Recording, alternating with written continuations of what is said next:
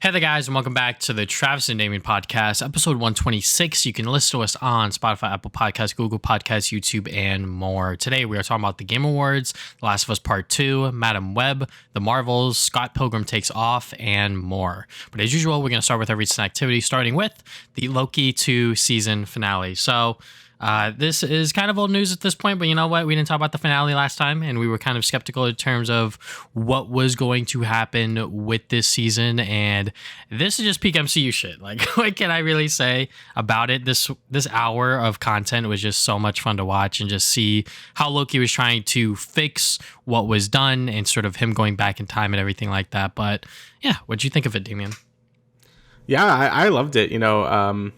With a lot of the other MCU shows, the finales always kind of fall flat, I guess, because I feel like they have to end in like a really big CGI fight, a lot of the time, and a lot of them didn't really have to. Like, I think WandaVision definitely feels like that didn't feel like it had to be a big CGI fight.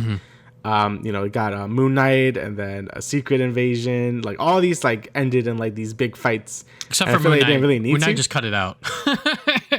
Yeah, that's true. But he did have the big fight with the two gods and shit as well. Yeah. And I feel like you didn't really need that because it doesn't necessarily fit the theme of the show or whatever.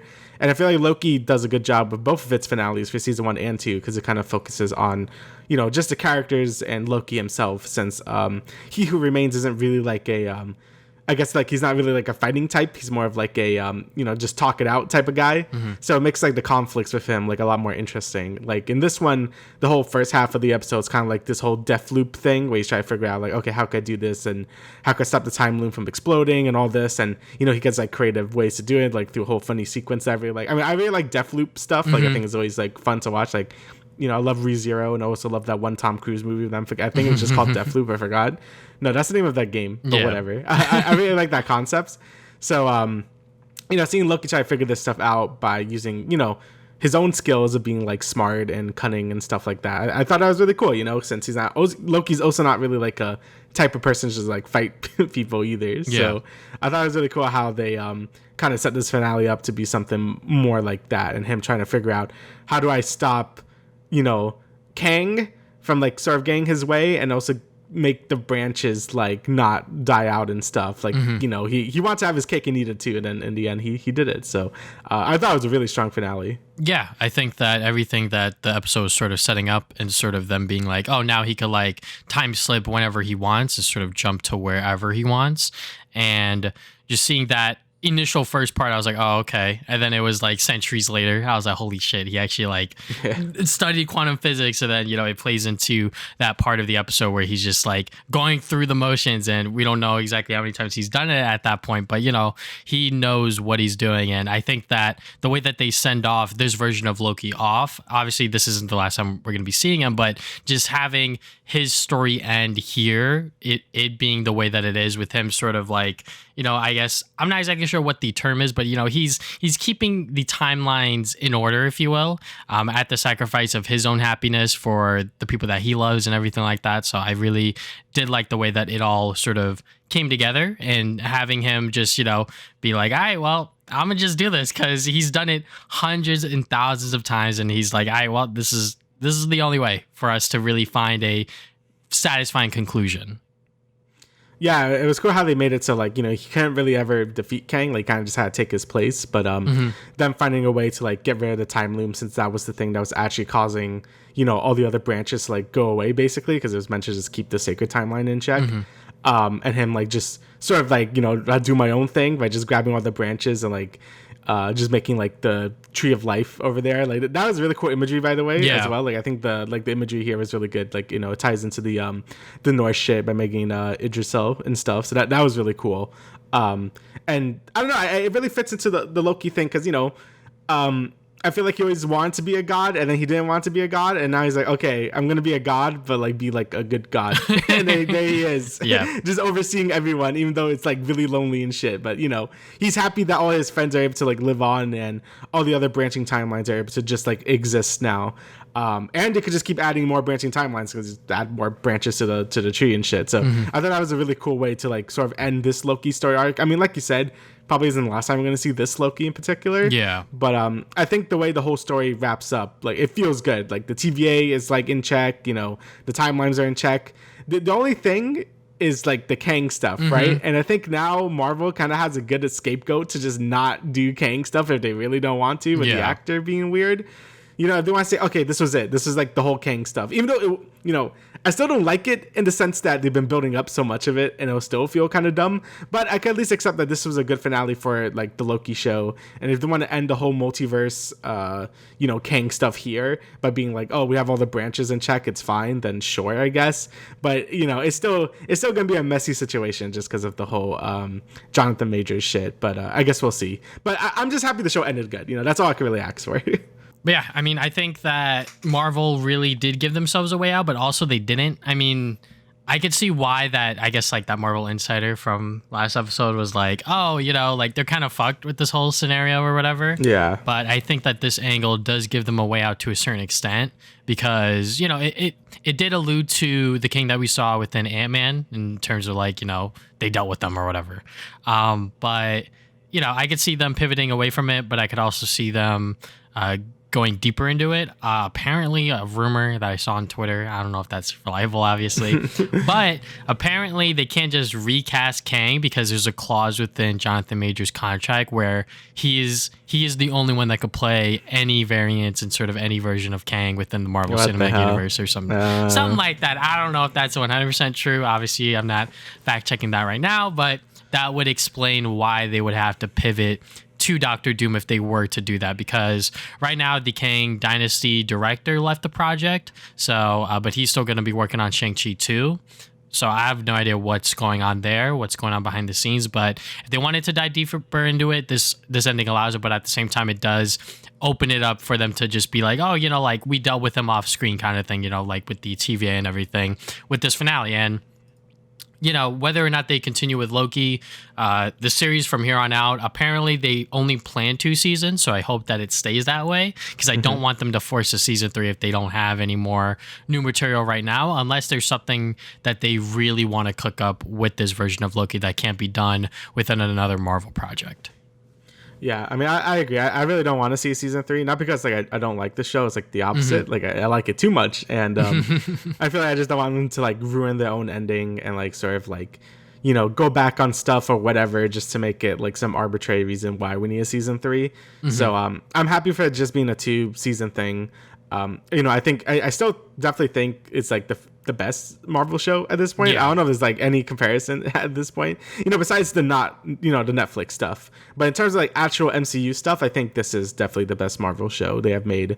So hopefully, you know, things like Echo and stuff could be a bit better and like delivering like Loki did. But I'm just happy the show ended well, and you know, that's all I can really ask for, because you know, Marvel shows always fumble in the end, and I'm happy this one didn't. So that's good.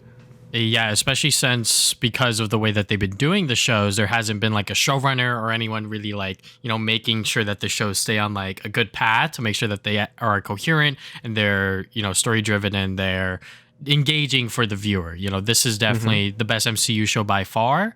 And, you know, it's like without a doubt, like, you know, something that I guess was expected, not really expected. I know a lot of people, including us, you know, we didn't really expect much from the Loki show because it's like, oh, you know, it's about this random variant that we saw within like 5 seconds of Endgame or whatever, and now they're gonna make a whole show about it. How is that gonna work? But this ended up being like a really good story to tell for Loki and just like a really good show in general. Yep, and I'm happy they didn't mess it up. All right, so now let's get into our recent activities. I will let Damian go first because he has the video games on his side, and then I got Mario Wonder on top of his games list, and then I got one movie. Yeah, so I finished Kingdom Hearts 2. I did that like basically like right after the last podcast. And yeah, it was really good. You know, I could see why people think this is like probably the best in the series. Everything I said before applies to like what I think now. I think the combat's super fun. I think there's a lot of like different things you could do within the combat. You know, the first Kingdom Hearts was like it had pretty basic combat. It got better towards the end, but I feel like 2 basically took that and just like ran with it. So like by the end game, you're just doing like so many crazy flips and shit, and it's like super fun. And like I also said in the last podcast, I think the boss fights are like super good as well. Like, there's like a lot of cool mechanics and stuff you gotta do. Some bosses totally change up how you would fight them. And it just makes for some really engaging boss fights that I feel like a lot of other action RPGs don't do as well, because they just feel like damage spongy. This game, like they have a whole category where people just do the game on the hardest difficulty at level 1, because like a lot of bosses don't really feel too damage spongy. It's kind of just like being able to dodge their attacks and shit. And I think that's great. I think that's how most like good combat systems probably should be, and like sort of like avoiding the damage spongy type of stuff. But besides that, I thought the Disney Worlds were fun to go to, even though some of them were kind of weird. Like the Little Mermaid one is just like a musical, and that's like kind of weird. You had like 2 of the songs from the movie, and those are good because the songs of that movie were good. But then you had like 2 or I guess 3 original songs that were fucking garbage. I'm like, what the fuck? It's so weird because the rest of the music in Kingdom Hearts is good, but the those 2 vocal tracks were like fucking shit. I'm like, what the hell? But yeah, besides that, the game was great. Again, I also have to like compliment just like the remaster in general. Like I think these Kingdom Heart like collections are like some of the best like sort of remasters I've played, and it makes me sad every time. Like, why didn't Ratchet and Clank get something like this? Why didn't Ratchet and Clank get like a god tier remaster like this? It had all the content from the final mix versions, which only came out in Japan. The games like just look great. It had like no bugs at all. Everything looks as great as it could be. And then you got Ratchet and Clank with his like floating helmet, and it just makes me sad. But yeah, it was really good. I really understand why people love Kingdom Hearts 2 so much, and why it's sort of like still like one of their favorites in the series. I'm excited to play some of the other ones in the series. I know Birth by Sleep is also a fan favorite as well, and I'm excited to play Kingdom Hearts 3 because I know that one's very controversial if you like it or not. But 2 is very good. I really did enjoy my time with it. I'm happy I'm like, fuck it, I'm just gonna play it, and I'm happy I did it because it was a good time. Next is Mario Wonder. I have beat it. I fully 100% it. It took me like 12 hours, something like that.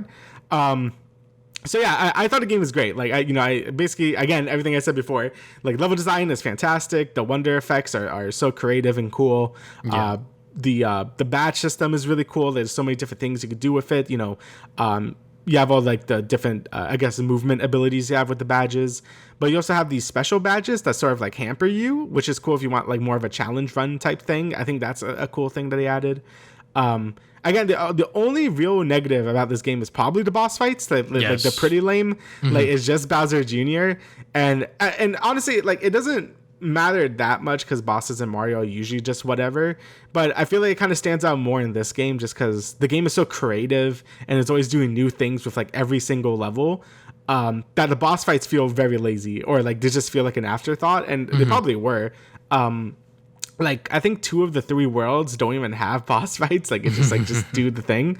So it just makes them stand out a bit more. I think the final boss is pretty fun. Again, still nothing too crazy, but it's a little more. It's obviously a lot more creative than the Bowser Jr. fights. But I definitely think they could have done a lot more with the boss fights. Like you could have done all the crazy wonder effects with like a different enemy. Like maybe a Goomba turns into like some fucking giant monster or some shit. I don't know. Like there's so many creative things they could have done, and it ends up just feeling like kind of whatever for the boss fights. But I feel like that doesn't really hamper the experience all too much. I think the game is still fantastic. Like probably my favorite 2D Mario at this point. I need to like think over it some more. Like I love Mario World and Mario Brothers 3, but Wonder is very good. Any thoughts on you? Yeah. I mean, you're pretty much nailed it right on the head. This game does so many creative things, and every single level is such a pleasure to play through. Like you never know what you're going to run into when you find that wonder flower. And even when you play it for the first time, it's not always right in front of you. Sometimes you might get to the end of the level and it's like, oh, you finished it, ? But in reality, you have to go back and you have to sort of figure that stuff out. There might be a different path. There might be something that you missed out on. But that's where the badges come into play. There's one of them that pretty much is a radar to show you exactly where the wonder flower is, but also where the collectibles are. And the badges themselves are a lot of fun, like you said. Every single one really does enhance your experience, and because you're able to switch the badge every single time you die, it makes it so, oh, okay, so like this badge is kind of useless. Now I can switch it off and maybe give myself a mushroom real quick, so then I could guarantee myself whatever power up that they're going to give me within that level to, get that collectible or something like that. And yeah, the boss fights are definitely something that they could have improved on 100%. The final boss is definitely the most creative and the most fun. I was definitely kind of bad at like keeping up with the rhythm, I guess. And I was just like, I am so terrible. I need to like pause my podcast and like actually like listen to like what the hell is going on here. But yeah, Mario Wonder is like a 10 out of 10 experience. I can see why it's up for Game of the Year. And this is, another Nintendo game that came out this year that's just 100% polished. Like there was no bugs, no glitches, no nothing. You pop the game right in. There's no day one patch or anything like that. Like it is just a flawless experience. And, if you haven't played it yet, check it out. It is definitely worth $60, 100%. Yeah, I guess like the only another downside is like maybe the game might be a bit too easy. Like I do feel like like, the new Super Mario Bros. Games maybe had a bit more challenging levels, but I don't really think that's a downside because I'd rather have like more unique levels and interesting concepts going on than it just being hard, I guess. I mean, that's how I always am. I'm not really like I don't mind a hard game at all. Like I do like challenge and stuff, but I don't need to be like challenged all the time. I'm okay with just having like really cool level concepts and just seeing what they do with it. And I guess with that difficulty in mind, I really enjoyed the special world in this game a lot. I did all the levels. I did even the final test, like the last level, and that was pretty hard. That took me an hour to do. So that was pretty hard. But I think the rest of the special world stages are like a really good difficulty to like really get you sweating a little bit, but they're not like too bad. So I really enjoyed all of them a lot. So yeah, overall, I think the package is just really good. Yeah, I definitely would recommend it. Like I think 60 is it might be a bit steep for some people for like maybe like a 10-hour game, but for me, I think the quality really shows like the shines throughout the whole game. So I could definitely see why it's Game of the Year as well. It's very good. And next, I have two games here that both came out the same day. I only played like about like an hour of each, like just so I could get like a good like first impressions for the podcast. Obviously, I'm gonna play them more afterward. But first is Mario RPG. This is obviously a remake of Mario RPG that came out for the Super Nintendo in like 1990 something. I forget exactly when, but it's been a very long time. 96, but I will look that up for you. Yeah. When was it? I was correct. March 9th, 1996. Look at me. Look at that. A fucking 96. Mario Wikipedia over here. So yeah, this is sort of Mario's first foray into the RPG genre, and this was made by Square Enix. This remake isn't. I think this is made by some other person. But it takes a lot of those classic JRPG tropes from that time. So it's turn-based battling. You have like the isometric view and stuff. But it does a lot to sort of like, I guess, make it enjoyable for people that either don't like JRPGs or is like someone's first JRPG. And the way it does that is by making the game a lot more interactive. So a lot of the combat and stuff, turn-based is mostly just select an attack and then you watch your character do the attack and whatever. And to some people, that's boring. I like turn-based, so it's whatever. But the way the Mario RPGs really fix this and makes it more fun for a lot of people is having reaction commands or action commands. So whenever you do an attack, you're going to have like a little timing window to press A, and then your attack would do more damage or has some other bonus effect and stuff.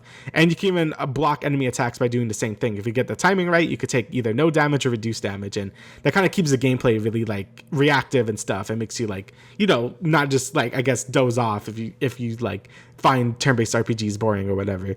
And that sort of carries on to every other Mario RPG. So that stuff is still there. And I guess in terms of the whole remake quality, it is more of a faithful remake. It's not like going as crazy with like changing shit as some other stuff. But I think visually the game looks great. Like I think it totally adapts the Super Nintendo art style really well. Like it still feels like that Super Nintendo early CG, like I don't even know what you call it, like Donkey Kong Country, right? Yeah. But it's like a CG model, but it's like a sprite, right? So it basically does that, but now it's fully 3D and it looks really good. The music is great as well, as all remastered and stuff, so it sounds great as well. And they added some new stuff, like this like new cutscenes now, and just like a new like sort of like triple attack team thing now. Those has like a little cool cutscene and stuff, and that stuff looks great. Like I think like the cutscenes really add a lot to the game as well. And yeah, it's just a really faithful remaster to, or I guess remake of Mario RPG. I have played the game before, and it's been a long time though. I think I played it during the Wii Virtual Console, so I do have some memories of like some of the set pieces and stuff. But it's been so long that it might as well be me playing it through again, like new. So, but yeah, I highly suggest this game to anyone that's like interested in a Mario RPG if you never played one before, or if you never played like really a JRPG before, because I think this is a good sort of like stepping stone into that genre, or just for anyone to really enjoy. Since the game also has a bunch of mini games sprinkled throughout, so it's not just battling or like just walking around. Like the game asks you to do a lot of different stuff to sort of get like your dopamine going up, So and I think that's a really cool way to sort of get people that aren't into this genre more interested. It's actually what Kingdom Hearts does as well. Like Kingdom Hearts isn't just like going around and fighting things. Like there's a lot of mini games and other things to do as well to so I guess get people to actually be interested in like this genre instead of things like sound like Xenoblade, where it's basically just walking, questing, and killing shit, right? Like this game has a lot more variety than that. And the game is pretty short too. Like it's not like a really long time commitment of an RPG if that's also what you're scared of. It's only like 10 hours if you want to like beat the thing. Like it's a very short, so for an RPG anyway. So yeah, I highly suggest it to like anyone that's like interested in Mario RPGs or just like want to play it to begin with. So also I just want good Mario RPGs again, so please buy it. I can't deal with this dumb fucking Paper Mario not RPG shit. Like no, I want like actual Mario RPGs again, please. So it's really good. I've been really enjoying it.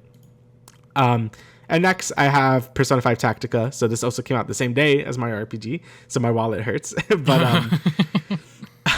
But yeah, the game is basically Persona 5, is a new spinoff of Persona 5. I believe it takes place like sort of after the main story, but not really. Like they always try to slot these spinoffs to like sort of be canon for Persona 5, but it doesn't really matter too much. But I will say that probably don't play this first because it spoils a bunch of shit for Persona 5. And also, why would you like just play play the actual game then the spinoffs? But either way, it basically takes Persona 5 and makes it into a tactics game. So like think of like Fire Emblem or Rabbids or XCOM, right? It basically plays like that now, and it plays really well. It actually takes a lot more inspiration from Rabbids than anything else, which is weird. So the game is a lot more based on positioning and movement than anything else. So it does the thing where if you hit an enemy, you could get like a once more, like how Persona does things. So if you hit an enemy for its weakness, you could like move again basically, and the whole game is kind of built around that. Like you want to like keep getting once more is to keep getting more turns and stuff, position your characters to do these like sort of like triple attack shit. It's basically an all-out attack from the base game. And it makes for a really satisfying gameplay loop because you want to keep moving your guys everywhere. You want to keep comboing and keep moving around and shit until you get like a perfect combo and just like wipe out like whatever group of enemies you're like fighting. And that works really well in like the base Persona combat, and I think they translated that really well into sort of like the tactics side of things. And yeah, that's really all I have right now because I haven't played too much of it. Like I don't know too much about the story or whatever yet. I do like the presentation. Like the game goes for a more chibi art style, which I know some people don't really like. Like some people are like really really hate chibi like art styles, but I don't mind it. I think it looks cute. The production value is still like pretty good for what it is. Like the menus and stuff all look really stylized, like how Persona usually does things. And yeah, I'm just satisfied that the combat is as fun as it is because I'm like, I don't know how you would do a tactics Persona game, but I think they've been doing it really well. It feels different enough from all the other tactics games I have played. It still has like the cover system with like XCOM where you can have like half cover and full cover and shit. But it does have its little flair Persona stuff in it. So I'm excited to dive more into it and stuff and like talk about some more. The game also isn't very long either. I think it's like 20-ish also hours. Like it's not like too long. I'm used to Persona games being like 100 hours. So that's a pretty good length as well. So yeah, I'm really looking forward to playing more of it. But yeah, the first impressions are pretty good.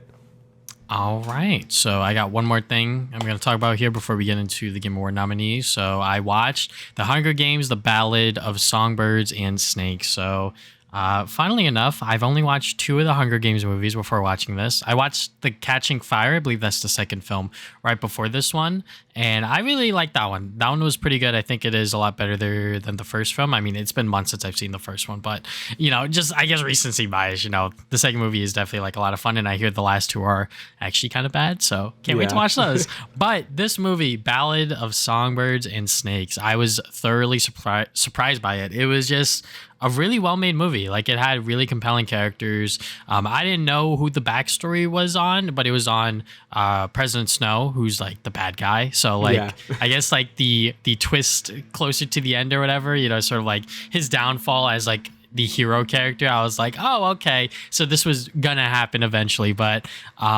you know, everything about the movie, just the characters, the presentation, like the twists, the turns, you know, obviously like this is a prequel, so there's only so many, you know, sort of surprises that they could throw at the viewer. But a lot of them really, you know, were entertaining and, you know, threw me off guard to a certain extent.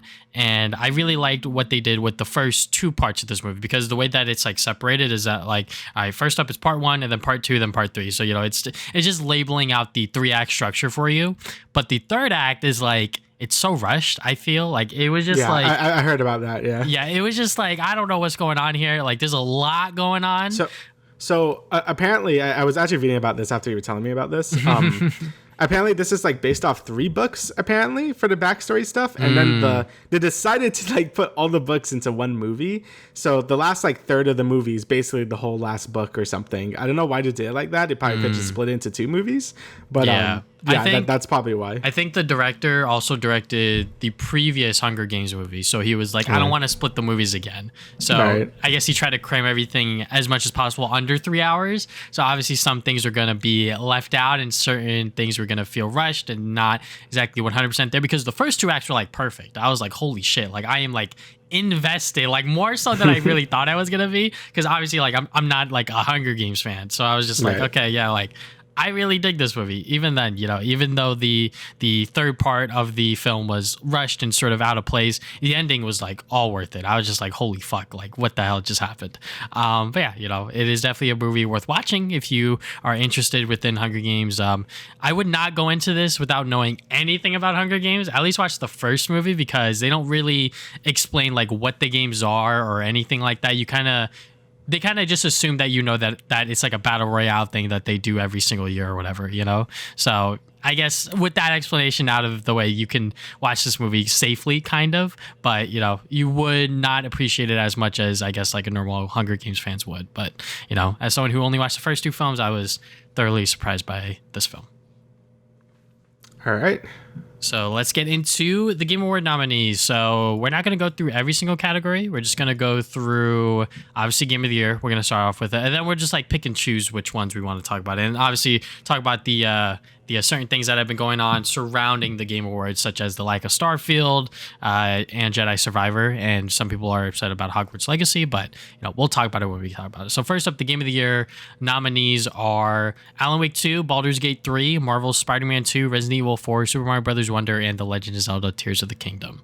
So as a person who has only really played 2 of these games, which is Spider-Man 2 and Mario Wonder, I still think Baldur's Gate 3 is going to take it. You know, even though, you know, Damian will probably discuss more about that game after I'm done talking. But, you know, that game was just like, it was just such a big thing that happened where it was just like, okay, like literally everyone's playing this game and no one really expected it to do as well as it was, and it really did take people by surprise, and also just like the technicality and sort of elevated that genre in it of itself as well. I think Zelda could also take it as well, because it's fucking Zelda, and this was like a lot of people's most anticipated game of the year, and it really did nail the head in terms of being a sequel to Breath of the Wild. So yeah, so I played 4 of these. I'm hoping to do RE4 before the end of the year.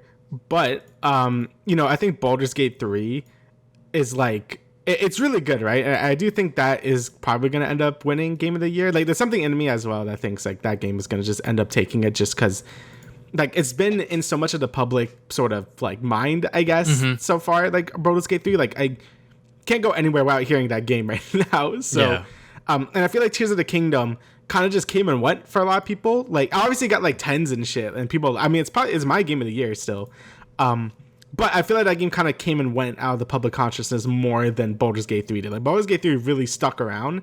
Like it came out in August and people are still playing it like by like a lot. Like the Steam numbers are insane for that game.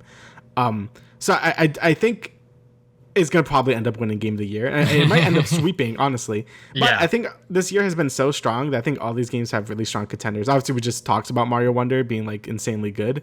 I still think Zelda is like one of my favorite sequels and probably one of my favorite Zelda games now. I mean, like my two favorite Zelda games were Breath of the Wild and Wind Waker, and I think this basically just is like a better Breath of the Wild. So yeah, Tears of the Kingdom is really good.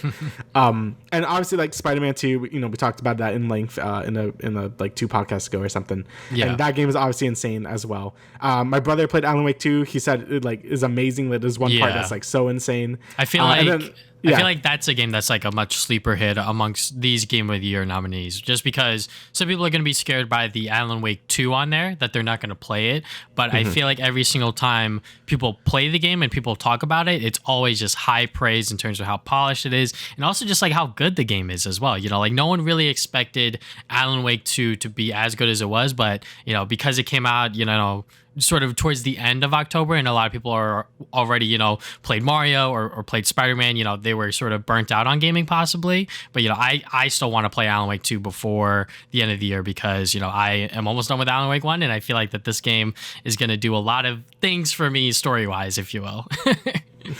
Yeah, I heard nothing but good things about it, and I definitely want to this is definitely on the list. Like I do want to play Alan Wake 1 obviously, and I do want to play Control as well, so I probably want to do those before I get into Alan Wake 2, but it's definitely on the list because it looks great. So and yeah, I heard nothing but good things about it. So yeah, I think I honestly wouldn't be mad if any of these games won, but I definitely think it's Baldur's Gate 3. Like I think that game's just going to take it in my eyes, either that or Zelda, but I'm leaning more towards Baldur's Gate.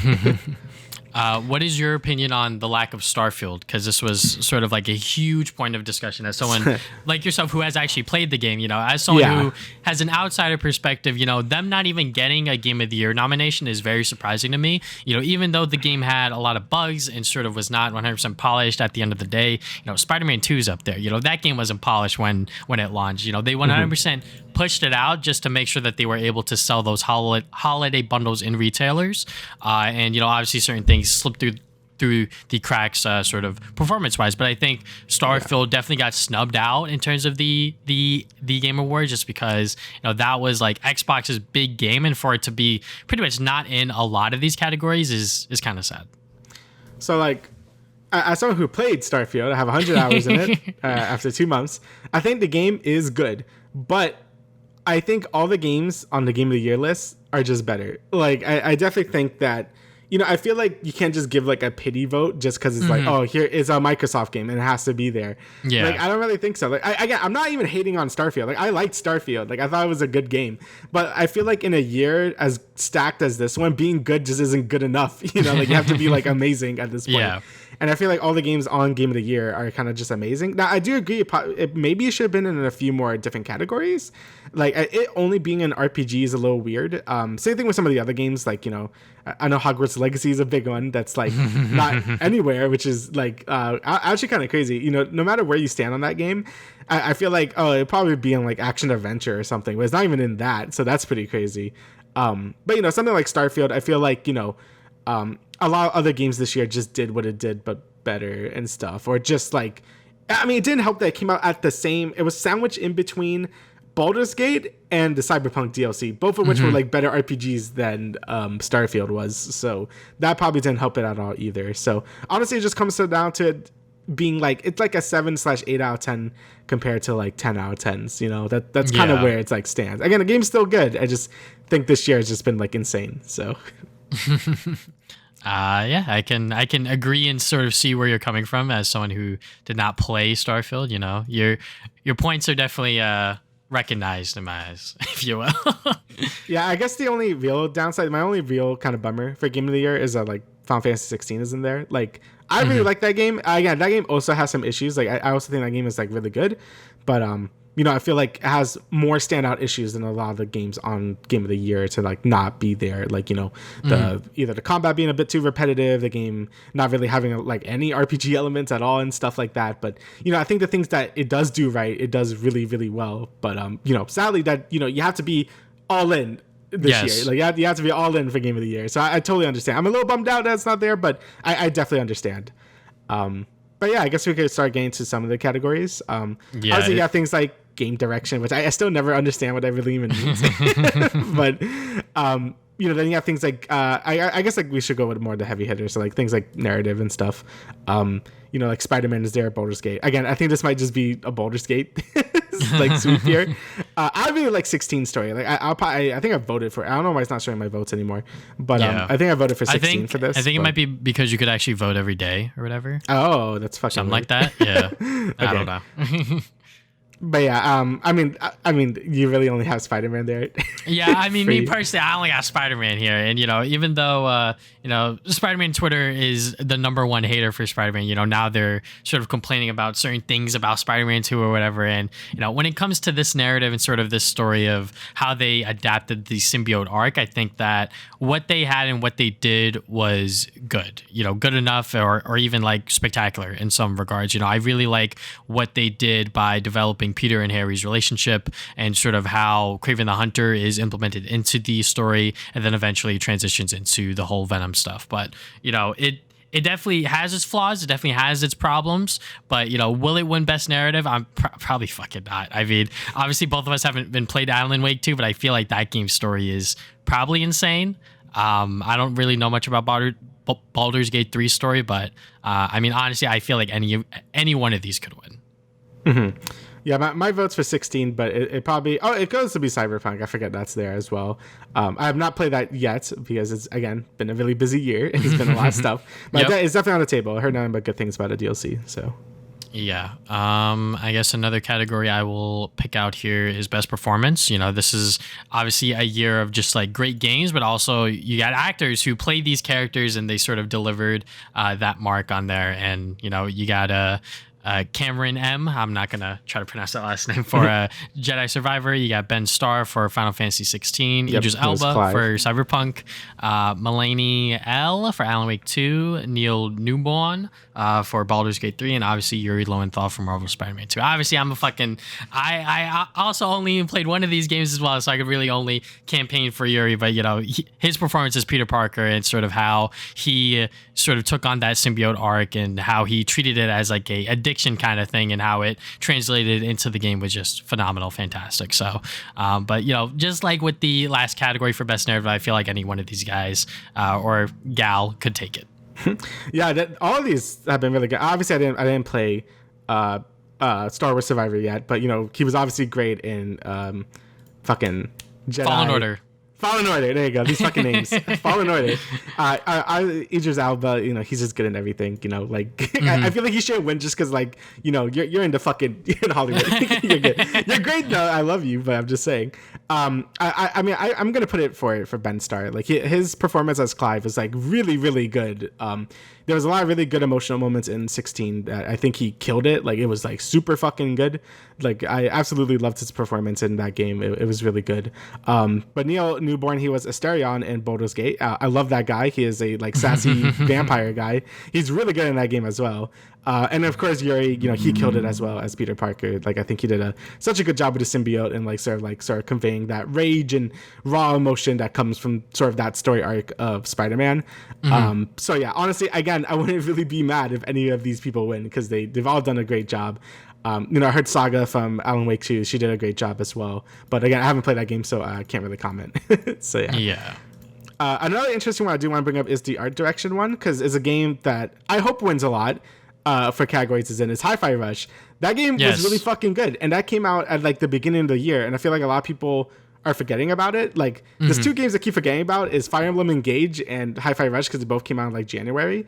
And both of the games were very good. But I really hope Hi-Fi Rush wins a lot of the categories it's in because, I really feel like it's like between two games here being either Mario Brothers or Hi-Fi Rush for art direction because they're just so expressive to me. But I really, really hope it's Hi-Fi Rush. That game was such a pleasure to look at and just play as well. Like, it was just so good. So I really hope it wins art direction because I really think it deserves it. Yeah, I mean, it literally looks like a sort of comic book come to life, and you're just playing it. It always looks good whenever I see gameplay footage of it or whatever. And it was definitely a surprise launch when it came out. No one really expected it to come out when it did. I think it shadow dropped. I don't know. Maybe I'm. Yes, it did. Yeah. Okay, so yeah, it just shadow dropped. So a lot of people weren't even expecting it to come out, and then when it did come out, it was like, holy shit, like this game's like amazing or whatever. So I hope that this game does win best art direction. As much as I love how creative and how much sort of colorful and different things that they did for Mario Wonder, I feel like Hi-Fi Rush definitely is one step above Mario Wonder. Yeah, and I also hope it wins Best Action Game as well. Like I mean, the action game list has some good stuff in it, but I also hope it wins that too because it was also just a really good character action game. So think of like DMC, Bayonetta. It's basically in that same sort of like gameplay style, and have the unique thing with the whole rhythm mechanic as well. And it makes for a really satisfying gameplay. So hopefully it also wins that because I'm rooting for it. People are saying like, oh, Microsoft doesn't really have a presence this year, but it's funny how Hi-Fi Rush is like in way more categories than Starfield is. So yeah. It just shows that Hi-Fi Rush was really fucking good. So yeah. Is there any other categories you want to look at? Because honestly, I don't mind jabbing at any of these. I don't have anyone in particular that I want to look at, but I must say, just kind of want to talk about two more. That's music. I really hope 16 wins that. Holy shit. Like, if there's any category I fucking hope 16 wins in, it's this one. Jesus Christ. The music in that game is so fucking good. If Zelda wins this, I'll be a little upset. I mean, all these games, like Hi-Fi Rush is also like really good. Yeah. But damn, dude, Soken went insane for 16. Like, I love the soundtrack in Final Fantasy 14, and he composes the music for that game. And it's just so good. And he fucking played his heart out. He did so well. I really, really hope he wins. I really hope 16 wins for best sound and I guess best music. Because holy shit, it was really good. And I guess like the last thing I really want to mention is the best RPG thing. Because, obviously Starfield is like the only category it's in. But also people were upset that Octopath 2 wasn't in here. Which I also forgot came out this year. And I saw a lot of people saying how that game was like very good. I haven't beaten it yet. I had like a moment of weakness where I played like 20 hours of it. And then I don't know why I'm like, I feel like playing Destiny 2. And then I played like 100 hours of Destiny 2. And then, like, I don't know why I did that. And then it was March and then like a bunch of other shit was coming out. So I feel really bad about that. And I do want to go back into Octopath 2 because it was really good. Like I do think it is better than the first game. And I really liked the first game a lot. And I heard it was just like, it was really good. Like people that played it like are really singing its praises. So I feel like you could probably just take out Liza P and put in Octopath 2. I think it deserves some slot somewhere. But yeah, that's really the only other thing I really had to mention about this. I think all the other categories are pretty good. I mean, obviously, the lack of like Pikmin 4 stuff is pretty. It's only sad. Only in Best Family, but you know what? I fucking love Pikmin 4. Pikmin 4 is probably my second favorite game of this year. Obviously, I'm a fucking Spider-Man fanboy. But Pikmin 4 is such a polished and well-made game. But you know what? Because it's not Mario or Zelda, it's not going to be in as many categories as the other Nintendo games. But you know what? Pikmin 4, it is number one in my heart, if you will, in terms of best Nintendo game for this year. It's like honestly a top 5 for me, which is insane. I did not think it would be a top 5 game for me, but it is. Pikmin 4 was fucking great. And, I went through my whole Pikmin arc this year. Like I played every single one, including 4. So, and I could definitely say it was my favorite one and one of my favorite Switch games, like in general. So I really hope this wins best family game, and I hope Fire Emblem wins best strategy games, just so both of them can win. Because I think, even though Fire Emblem Engage has a lot of issues, I think in terms of like raw gameplay, it's like the best Fire Emblem game I've played so far. Like the story is like shit, but like in terms of like actual gameplay and stuff, it's really good. And the game also looks great too. Like I think the graphics look really good as well. So hopefully those two get something, especially Pikmin 4. I thought the game was really good. But that's really all I have to say until like the thing actually happens. So yeah. But if you guys are looking forward to the Game Awards, it will be, streamed on December 7th, I believe, which usually is our podcast day to record. But we'll figure it out. We'll figure it out. But so there is that to look forward to. All right. Oh yeah, I need to go. Okay.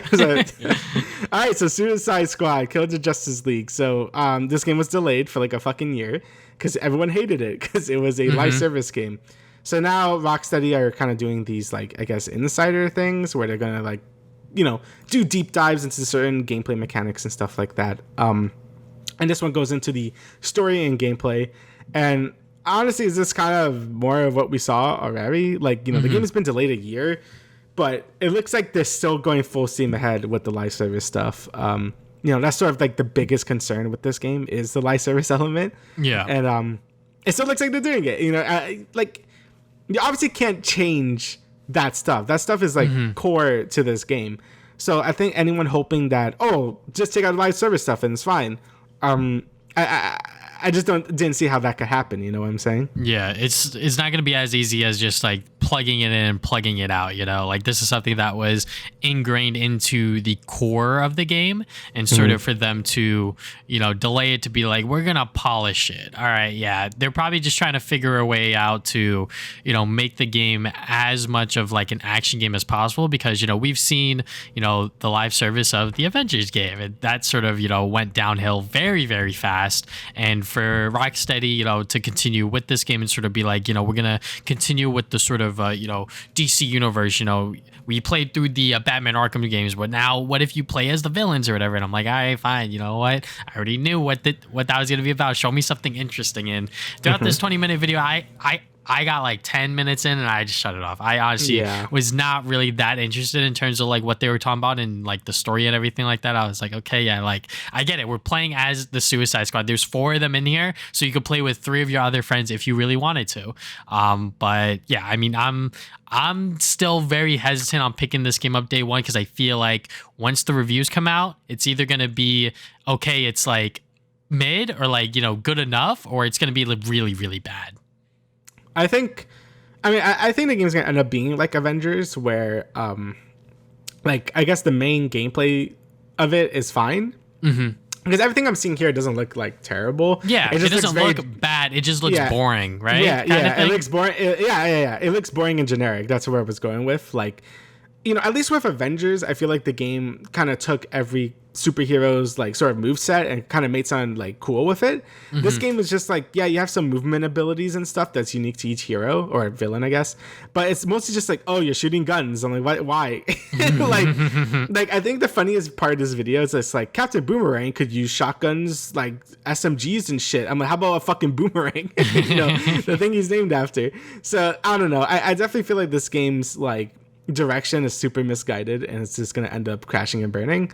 I don't know if they're sort of like pivoting away from like constant support. Like, I don't know if they're going to do like expansions or whatever, but I think all people really want is just like a good Suicide Squad game. I think if this was just like a straight up just co-op game where you could like play as each of the heroes, maybe it's like 20-ish hours long or something, or I don't know. That's all people really want. I'd be like, I don't know anyone that actually wants to be like, yeah, I want to just keep playing this game for like 100 billion hours. Like, I don't know why that has to be a thing. Like, some games just aren't built for that. And, I think the industry is starting to learn that people only have so much time for these live service games, and like a lot of people just have dwindling interest in them at this point, because people already have their live service games. Things like Valorant, that's a live service game. League of Legends, that's a live service game. MMOs are a live service game. Like, Fortnite is a live service game. So people already have the games like their main game. Like, people aren't going to be like, let's play the Suicide Squad game. So, but yeah, I don't know. It just looks pretty generic. If they do, it will only be for like a month at most. Like, you're not going to hold people over, especially because, they are very much being like, hey, you know what? Like, this is like a story-driven narrative. You could play by yourself or you could play with friends. And, like, obviously the story of like, you have to kill the Suicide Squad is interesting enough, but the gameplay and sort of like how it looks, it looks more the same every single time I look at it, and I don't know how well it's going to do post-launch. And I feel like a lot of people at Rocksteady kind of feel the same, but I hope that the game actually does find some footing and actually is successful, because Gotham Knights, I'm sure that was supposed to be a live service game, and they tried their best to make it the single player only thing, and it ended up being like a very mediocre game, but people still bought it because it wasn't filtered with all of that live service stuff. So maybe people will actually play it because it actually does integrate that live service stuff well. Who knows? But if you want to learn more about just like the devs and sort of everything like that, you can watch this 20-minute video, which honestly I feel like they should have just dumbed it down to like maybe 5-10 minutes at most, because 20 minutes is kind of long, especially for a game that has been delayed multiple times. We talk about games getting delayed all the time on this podcast, but when you delay a game this many times, it feels like you're just losing momentum and losing steam, and you're losing the audience, and sort of the hype that you had from when you first revealed it to now is like not even half, I would say. I think it's just not gonna do very well, like both sales wise and like whatever. Like, I'm sure it's gonna do okay at first, but if they want to keep it as a live service game, then I just don't see it like lasting more than like I see it lasting as long as Avengers lasted. That's Yeah. the generous offer I could bring it. The only really good thing I could say about it is it looks really nice. Like graphically, Yeah. it looks good. But besides that, it's just whatever. Yeah. I feel like Don't- oh yeah, go on. Don't be surprised if the game's not doing well within 6 months and it ends up on Game Pass and or PlayStation Plus. Yeah, Because that will happen to boost up the numbers. yeah, they're definitely gonna do like something like that just to be like, oh, we have a new expansion coming out. Let's put on Game Pass and shit, so people Yeah. can actually play it. But yeah, you know, I hope one day we get like a Suicide Squad game that's actually like, you know, something we deserve. Just like, you know, I don't know, make it like the Guardians game or something. I don't know, Yeah. but you can actually switch between everyone. But yeah, kind of just disappointing. Mostly for people that like really like the Rocksteady Batman games. So yeah. Yeah, but I'm still hoping that it does well. But you know, just Hope. watching those cutscenes just like drag out for like minutes on end, I was like, I'm fucking bored. I'm sorry. Like I don't care. Yeah.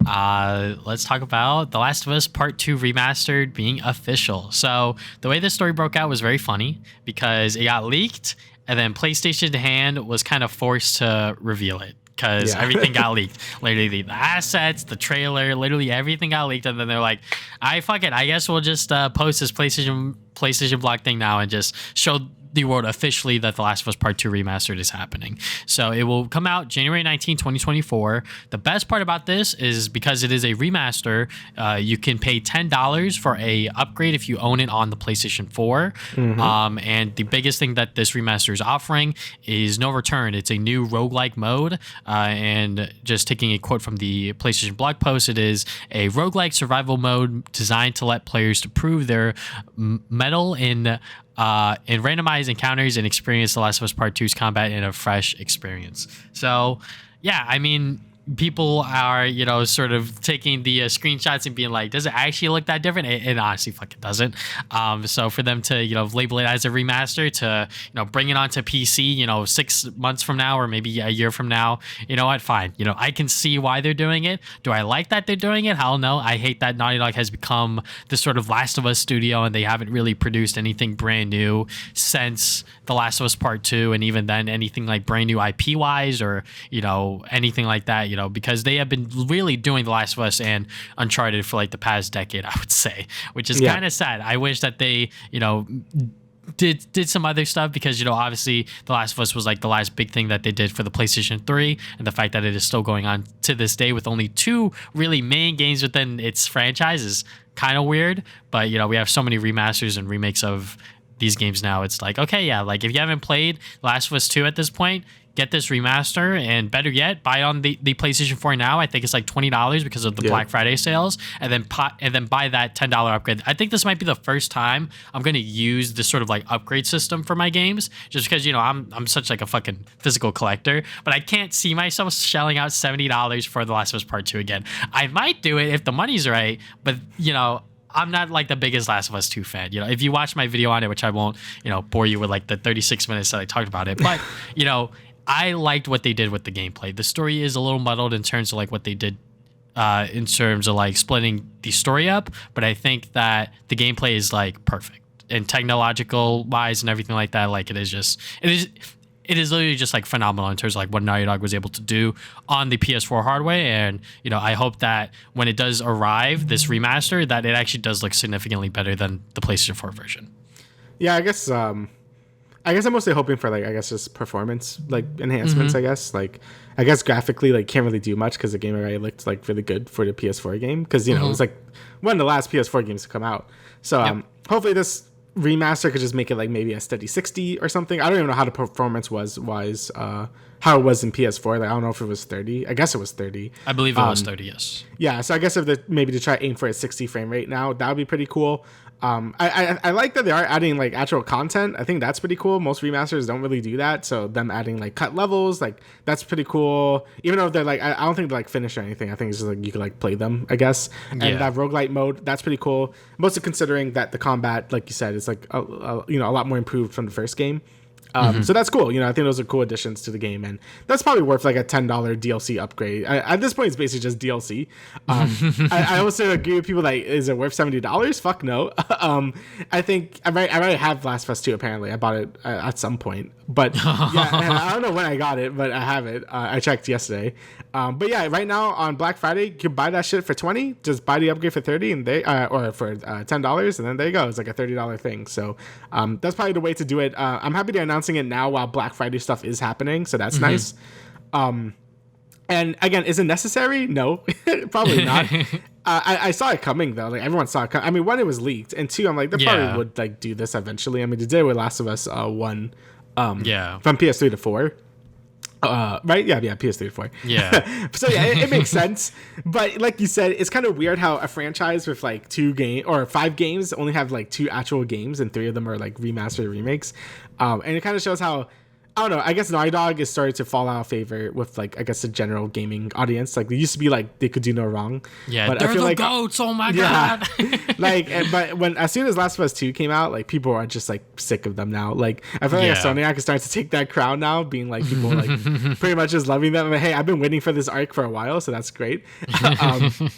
And mostly because I think Naughty Dog does feel like they're getting a bit stagnant and stuff, and I always feel like they have to prove that they're like the best, but at this point it just feels like they're not really moving very much. And I think a new IP would really help them out. Like, I think if they I don't know if they're doing Last of Us Part 3 right now, but I really hope they're not. Like, I really hope they are just getting ready for a new IP, show that out, make it different. Because, Last of Us and Uncharted are both very set-piece heavy games. Like, you move, you do your third-person shooting, you do, like, a big set-piece moment, and then you, like, keep moving. And I don't mind that. Like, I don't mind that gameplay style, but, hopefully to do something completely different. Like, even, like things like Jak and Dax at this point were like vastly different from what they made, even when it became like a open world GTA style thing. That's like way different from like what we got with what they're doing right now. So hopefully they could do a new IP, and it's like just a whole new gameplay style they haven't messed with. But Naughty Dog has been pretty stagnant, and this is really helping their case.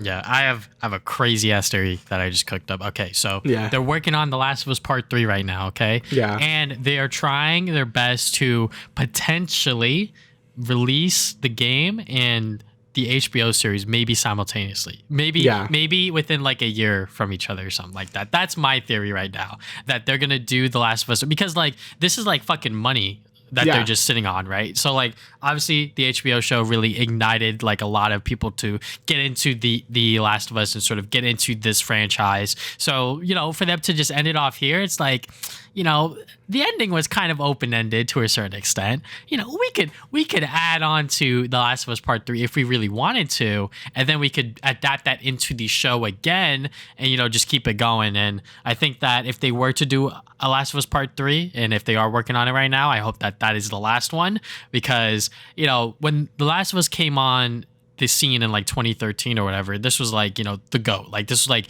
the best cinematic story-driven game ever on consoles. I was like, okay, yeah, like this game, it's still like one of my favorites of all time, where it's like it combines story and gameplay so seamlessly and so well. And with Part 2, the gameplay's still good, the story's a little muddled, it's not dog shit like how some people say it is, but I still think that there were some good elements in there to Neil Druckmann's sort of story about like, this story is about hatred.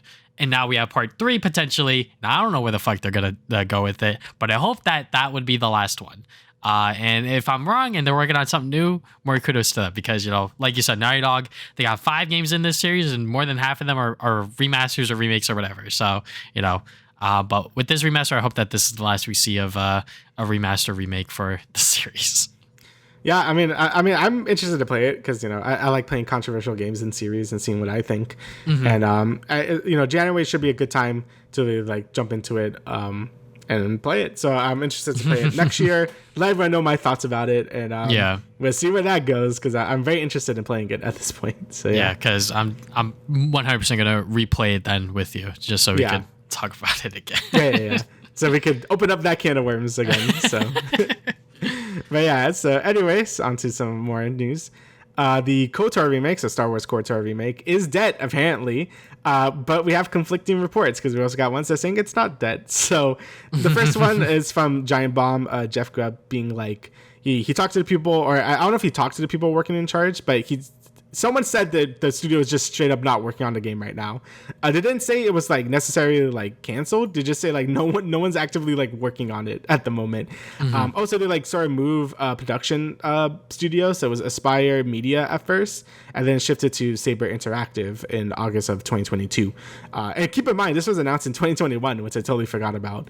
So so it was shifted hands. But then Jason Schreider has said, let the tweet open here, said basically being like, he can't say whether it will actually come out, but apparently people at Saber Interactive say they're still actively working on it.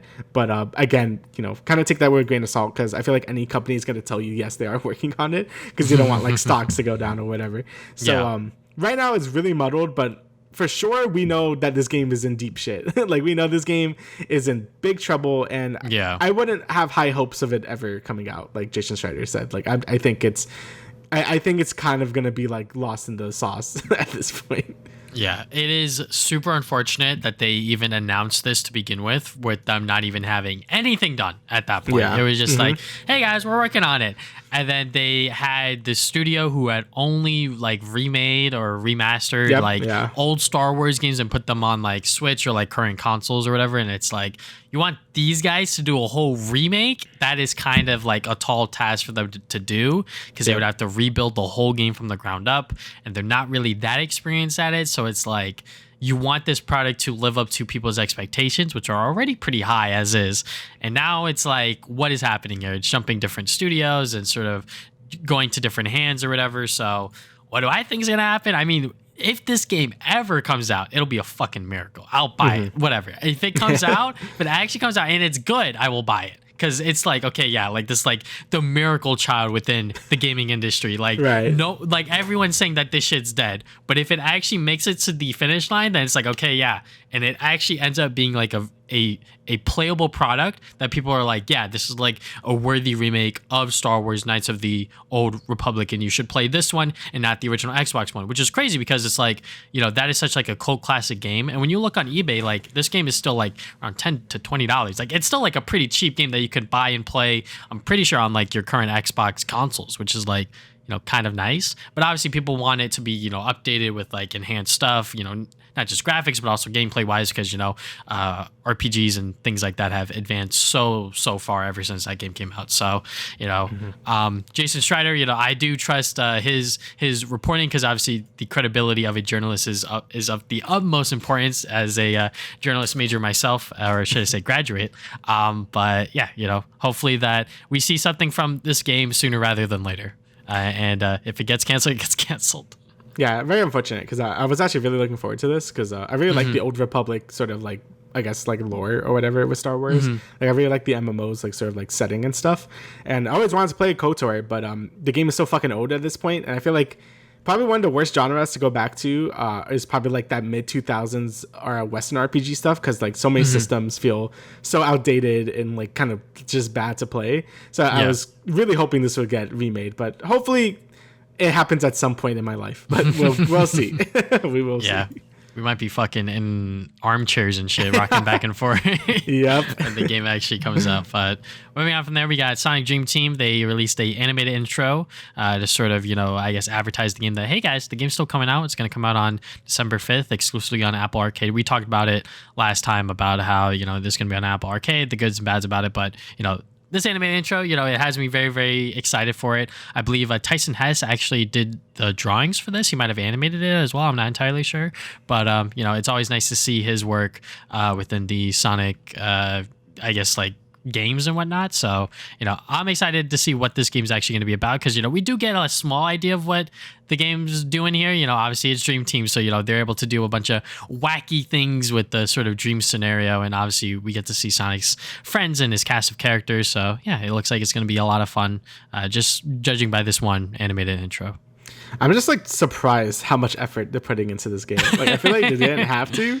Yeah. And I feel like people would have been like, wouldn't give a shit if they didn't. Because it's like a phone game, but like the fact that they're putting this much effort, like I feel like only like the bigger Sonic projects get intros like this. So So the fact that this one's getting it, they've been hyping it up so much. I'm like, bro, is this game about to be like really good? Like, I don't know. Again, like if it's good, I'll consider subscribing to Apple Arcade for like a month and then play it. But I guess we'll see. Again, it's very unfortunate for people that don't have iPhones and stuff, as that game is just inaccessible. But apparently, there was a report earlier saying like this game would never come to anything ever. Apparently, that was a lie, because apparently that sort of like never ever thing was for other phone devices. Like that's sort of Apple's contract. Like you can't port it to like Android or whatever, which makes sense. Yeah. But it doesn't exclude it being fucking ported to other consoles or whatever, as that's not even like a precedent. Like Half Genie Hero, like Shantae Half Genie Hero and Exit the Gungeon were both Apple Arcade games, and they both came to Steam. So there's a good chance this could also be like on consoles and Steam. So just keep an eye on that. It might take like a year or like half a year for it to happen, but it probably will happen at some point. So yeah. Whatever contract that Sega signed with Apple to be like, okay, yeah, it's going to be on this sort of, Apple Arcade thing forever, X amount of time. And like you said, 6 months to a year is normally what these sort of like timed exclusive things are. So, if this is the best Sonic game this year, I'm going to be fucking surprised and also kind of disappointed. But, I'm very much looking forward to it. Hopefully my phone will be able to handle it, because I do have a decently new iPhone. It's not the newest one, but, it should be fun. That's all I'm asking for from this game, is for it to actually be fun. I agree. Hopefully it's good, because its competition isn't like that crazy in terms of Sonic stuff. But anyway, so next we got some Cyberpunk stuff. So Cyberpunk 2077 Ultimate Edition has been announced. So I believe this has both the base game and Phantom Liberty in it as well. So that is a cool sort of package. Sort of also is like kind of like the next gen version of the games as well. Like it's like so like you could buy with the case and shit. So that's cool. But the Xbox version will have Phantom Liberty on a disc, while the PS5 will be a code due to technical requirements specific to each platform. So that's weird. I know a lot of people are always like gonna like hate that. Like I'm sure like you aren't a fan of that. Oh yeah, I'm about to go off, but you go on. Yeah, because and I agree. I think it's dumb, because it's just like if you're gonna buy it physically, you kind of want everything on one disc anyway. It's kind of like what they did with the Spyro Reignited trilogy on Switch, I believe, where only the first game was in the cartridge and like the rest you had to download. And at that point, it's like you might as well just get it digitally, right? Like you're just like, what's the fucking point? So yeah, I do agree that this is kind of dumb, but it does seem like I don't know why they would lie about this, because they did it for the Xbox version, but the PS5 is on a code. So like I feel like it really was like some weird shit that happened. But I don't know. Either way, it's still unfortunate.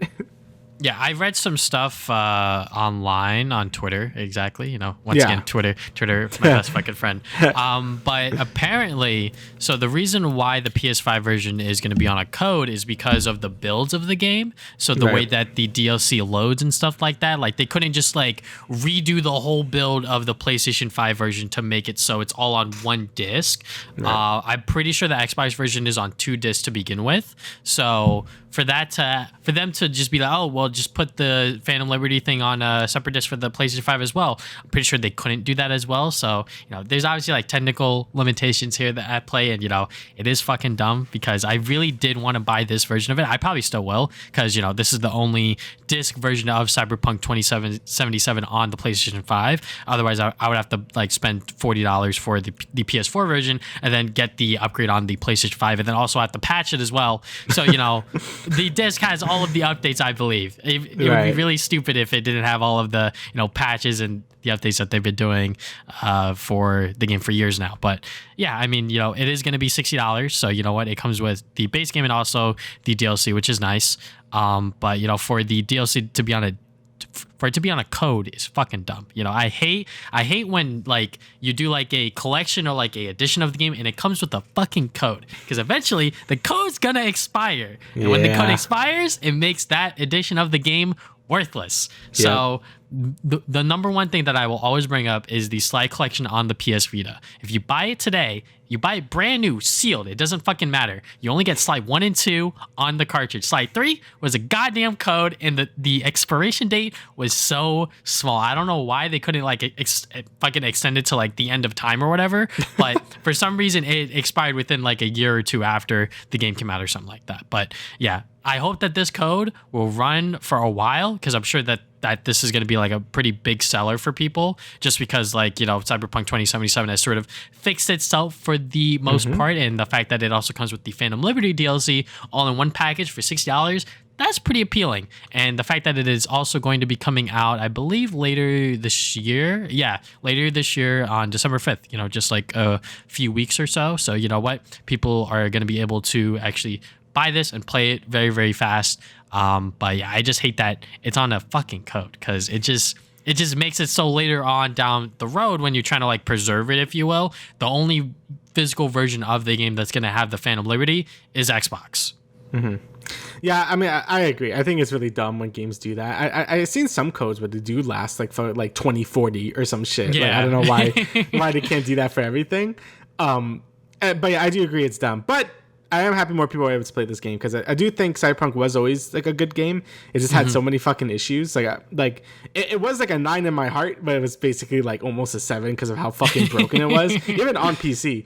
But now I'm happy people are able to like really fully experience like how good the game is, because I love the game. Like, you know, I had like 70 hours in it when it first came out, and you know, I definitely want to make a new character and just play through the DLC and all the enhanced additions they did to fix up the game. Like they fixed all the RPG elements and like some of the guns and gear and shit. So they did a lot to really improve the game, like the overall experience.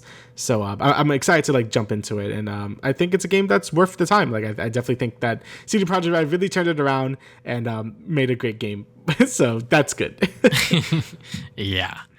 All right, so next bit of news we got here is something interesting. So The Simpsons Hit and Run, apparently, the developers of that game, you know, it's been years since that game has come out. The game came out in like 2003, and now some of the devs went on MinMax, which was sort of like a podcast where the founder, where can I fucking find his name that I wrote it in this article? But he pretty much sat down with the devs, and he was able to talk to them and sort of give them like pretty much like a oral history of the game, but also reveal some things that, you know, people may not have known as. For example, that there was going to be multiple sequels for Simpsons Hit and Run, but the problem was the publisher just didn't sign the license for it. Like they were just like, no, we're not going to sign the license for it, despite Simpsons Hit and Run being a success. And the devs started to work on Simpsons Hit and Run 2 very slowly. They weren't like that far into development. They sort of had like a outline of like what they wanted to do and like a bunch of different ideas, but nothing was like playable, if you will. So it is kind of crazy how like literally the publisher just said, nah, we're not going to do it. And then these 5 potential sequels were just dusted. Like nothing was going to be able to come from it because they lost the license, and then EA scooped it up. And then that's when Simpsons, the game, came out, I believe in like 2007 or whatever. So yeah, it is very, very weird and very interesting. Whoever the higher ups were at Vivendi, I think it's Vivendi, yeah, whoever they were, that they were just like, all right, yeah, you know what, this shit like sold well, we're just not gonna make any more Simpsons games, because Hit and Run, you know, nowadays, I used to have a copy of it, it still goes for like $40 on eBay for like the PS2, which is like kind of crazy, because, you know, that is like a sort of, you know, it's pretty much just like Simpsons with GTA. That's it. So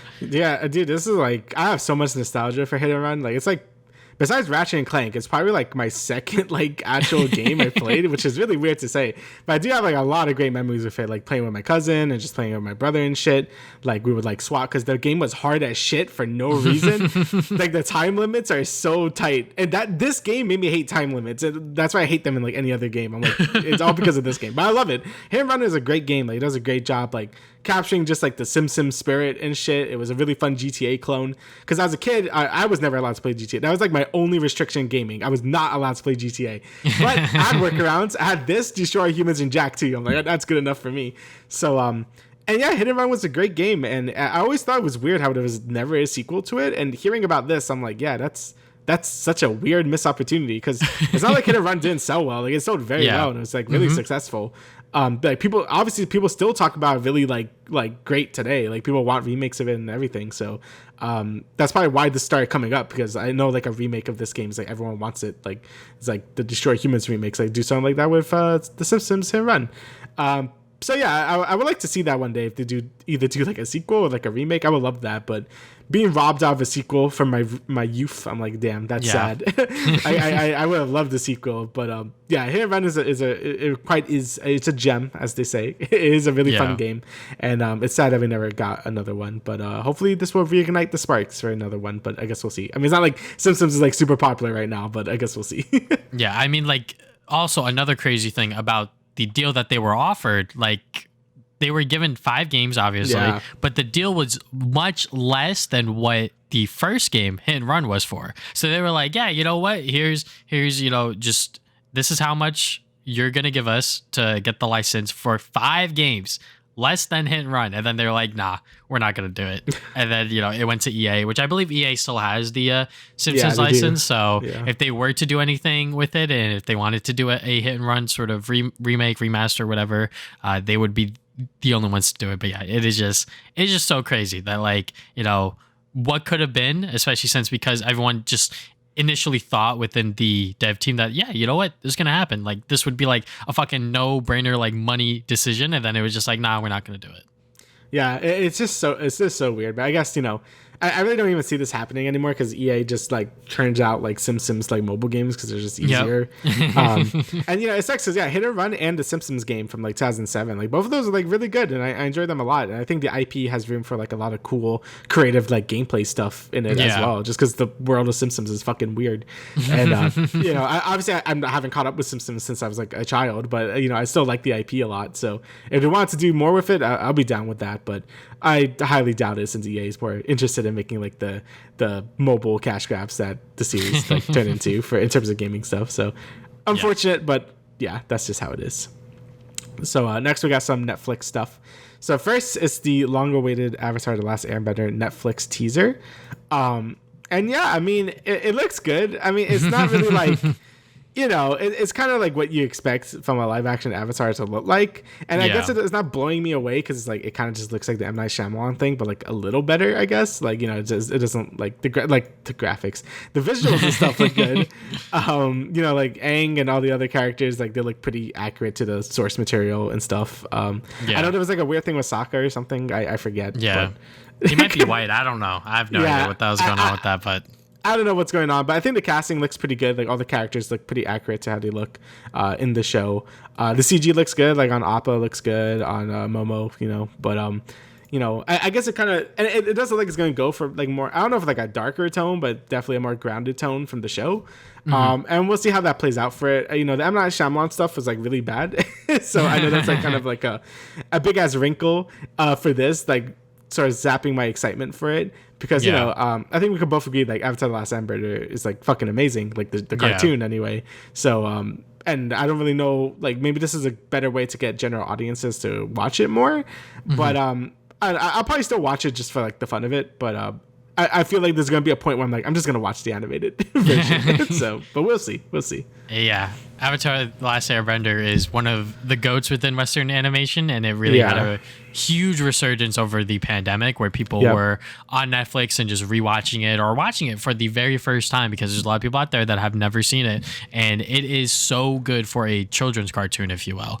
And this trailer, for the live action version of it doesn't look that bad. It very much looks like what you, I guess, would want from a live action version of Avatar.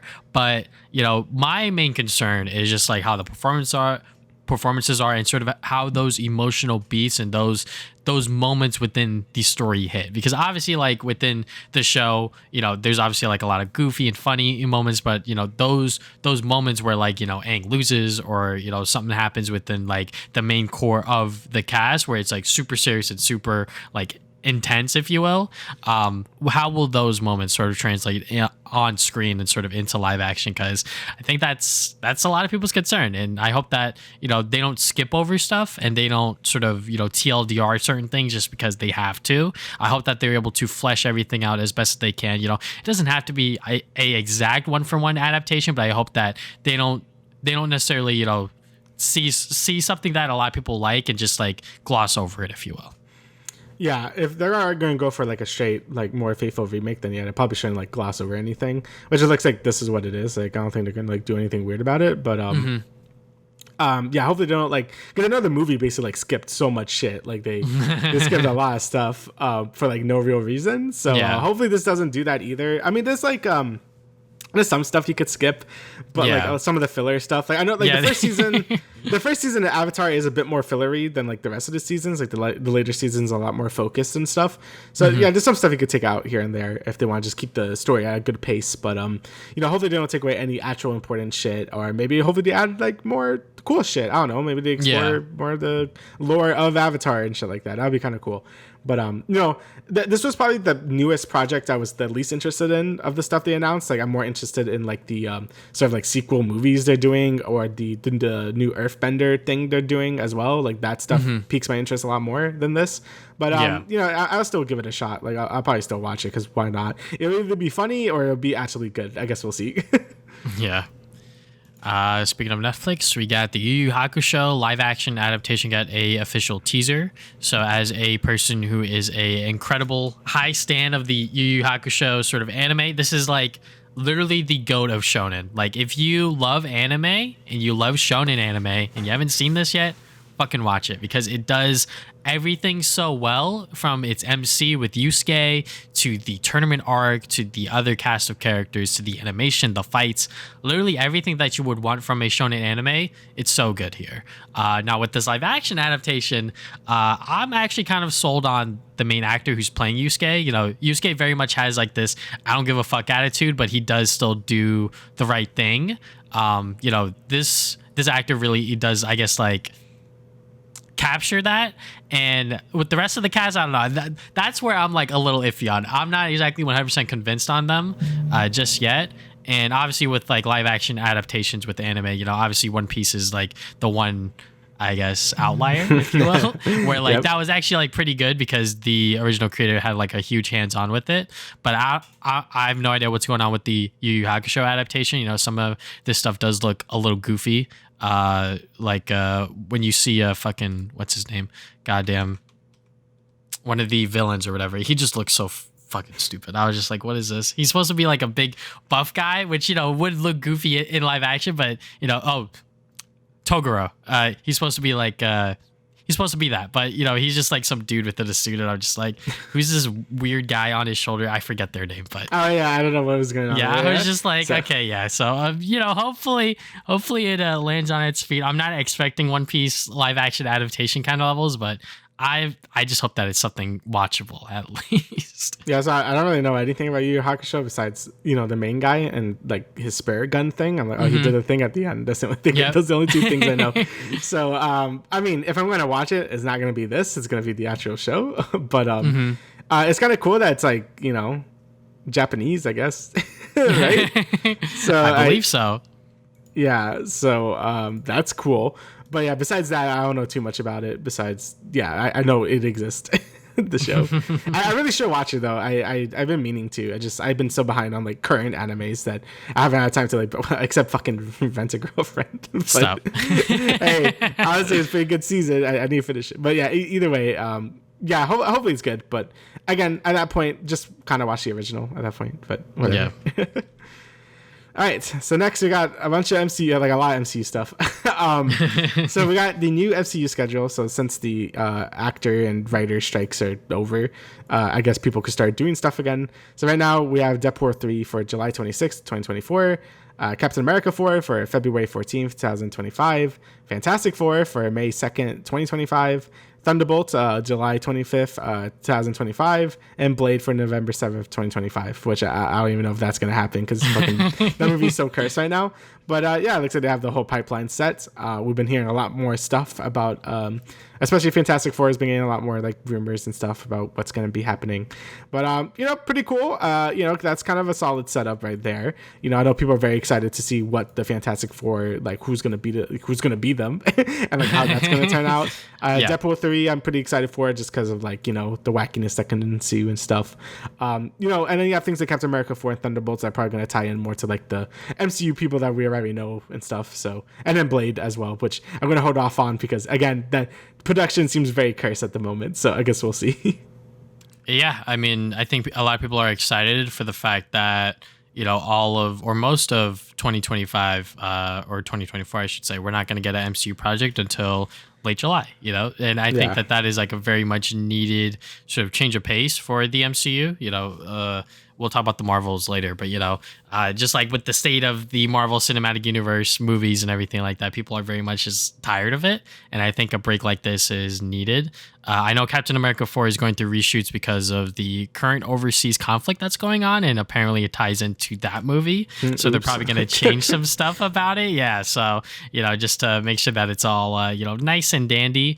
But yeah, hopefully once we get back into the swing of things with the MCU stuff, with this schedule in particular, I'm sure certain movies are going to get pushed around once again, just because nothing can ever 100% be set in stone. But yeah, Deadpool 3 is going to be the first new MCU movie that we're going to see from now up until July 26, 2024. Yeah, and I think, like you said, I think having like a kind of like a big break is great for the MCU at this point. Mm-hmm. Like, I think people really have to just like just ease off and just be like, okay, like there's not a new Marvel thing coming out. Everyone can relax. Like people can kind of get resetted about the Marvel stuff. And I think that's good. And I think Disney kind of realized that as well. Like I think like we're gonna talk about What If in a second, but I think them just releasing all the episodes, like just get this shit out of the fucking way. Like I think like it's good just to like have all the MCU stuff just out of the way, so next year could be like a solid like 7 fucking months without like any MCU shit basically. And I think that's just good for how people just perceive the MCU at this point, because I think the Marvels was a big tipping point for a lot of people, even though I think it doesn't really deserve it that much. Like I think it's kind of gained like overhated. Like I think it's fine, but yeah, like I understand why people are just like upset and just don't want to see any more of this shit. So it coming out later is just a good thing, and it being Deadpool 3 is hopefully a banger, but we'll see. Yeah, so the next MCU thing after What If season 2 is going to be Echo, which is going to drop everything. Echo, right? Drop everything on July 10th, but then after that we're going to get that nice break up until Deadpool 3. But speaking of What If, they dropped a season 2 trailer, which if you know us, we were very much like, why the fuck are they doing this? But here it is, What If season 2. It's going to be 9 episodes, and one episode is going to release every single day starting on December 22nd. So from then on out, for the next 9 days after that, I guess, you're going to get one new episode every single day. So that's going to be kind of interesting. I hope that the quality of them is, just as good as season 1, because just from watching this trailer, people may still be upset about the whole like sort of CG comic booky style animation. I'm kind of like indifferent to it. I wish it was much more of the traditional, I guess, like hand-drawn stuff, but what, beggars can't be choosers kind of thing. But for me, it just looks like that they're just plugging in and plugging out certain heroes to sort of fulfill this what if scenario, if you will. And I'm just not sold on that. I feel like season 1 had a lot more interesting concepts. Obviously with the whole like, what if Peggy Carter was Captain America, like that was like a pretty safe one to start off with, and then you get into the more creative and wacky stuff, like with the whole Doctor Strange thing. I think that was like a very interesting one. And then that whole episode where I forget exactly what it was. I think it was episode 2 or 3, but with the Black Widow and everything like that, sort of like how that timeline changed and whatnot, like there were a lot of interesting concepts there. And then they had to fucking ruin it by having it all connect together at the end for some dumbass reason. I don't know why, but they had it connected all at the end. So I'm sure that's going to be the same thing for this sort of 9-episode event, as they're calling it. But yeah, I just hope that we get a few bangers out of it. That's all I'm asking for. Yeah, I feel like my anthologies, like I feel like them connecting at the end, like definitely, like why, like that's the whole like you're not supposed to do that.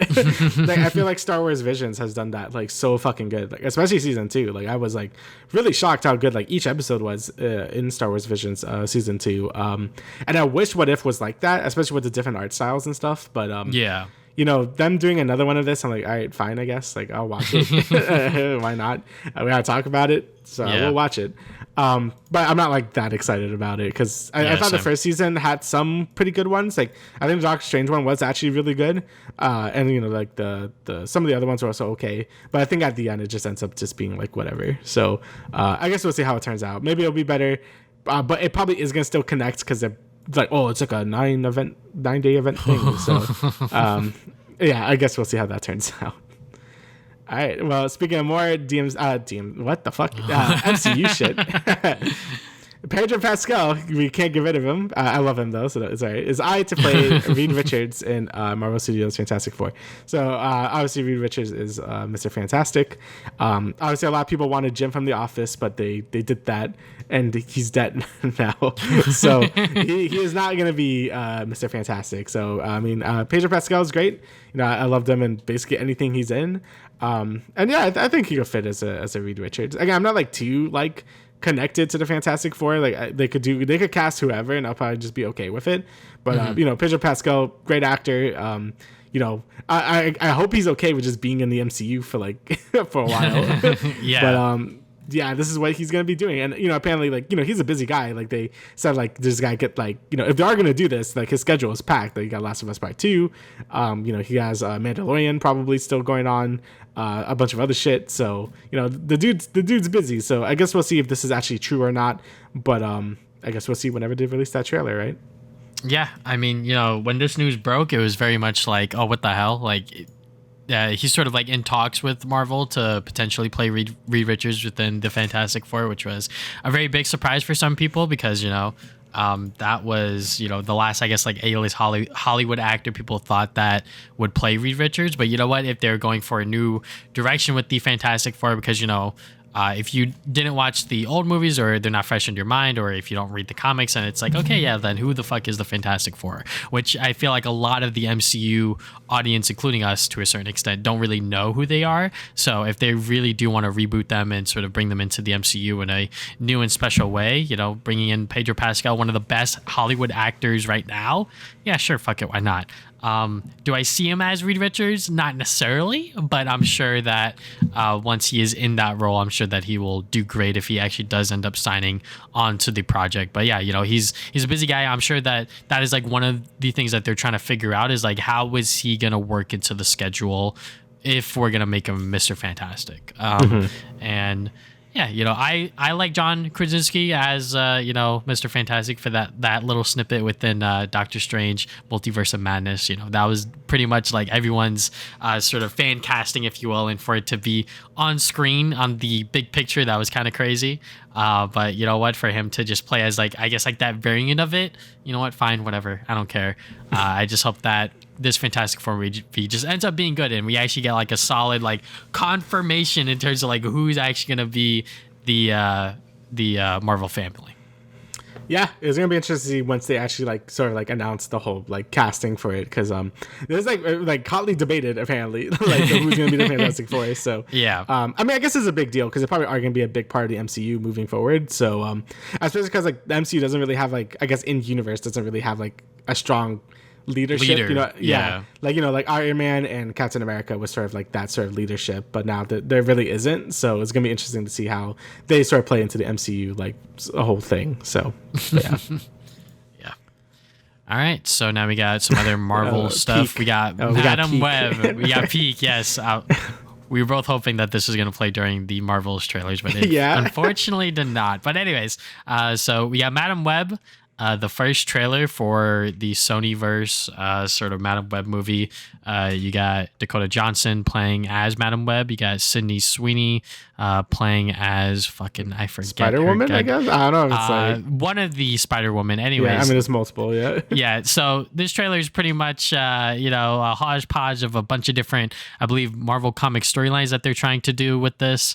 And they're obviously changing certain things because Madam Web is usually like an old woman, obviously that is not here.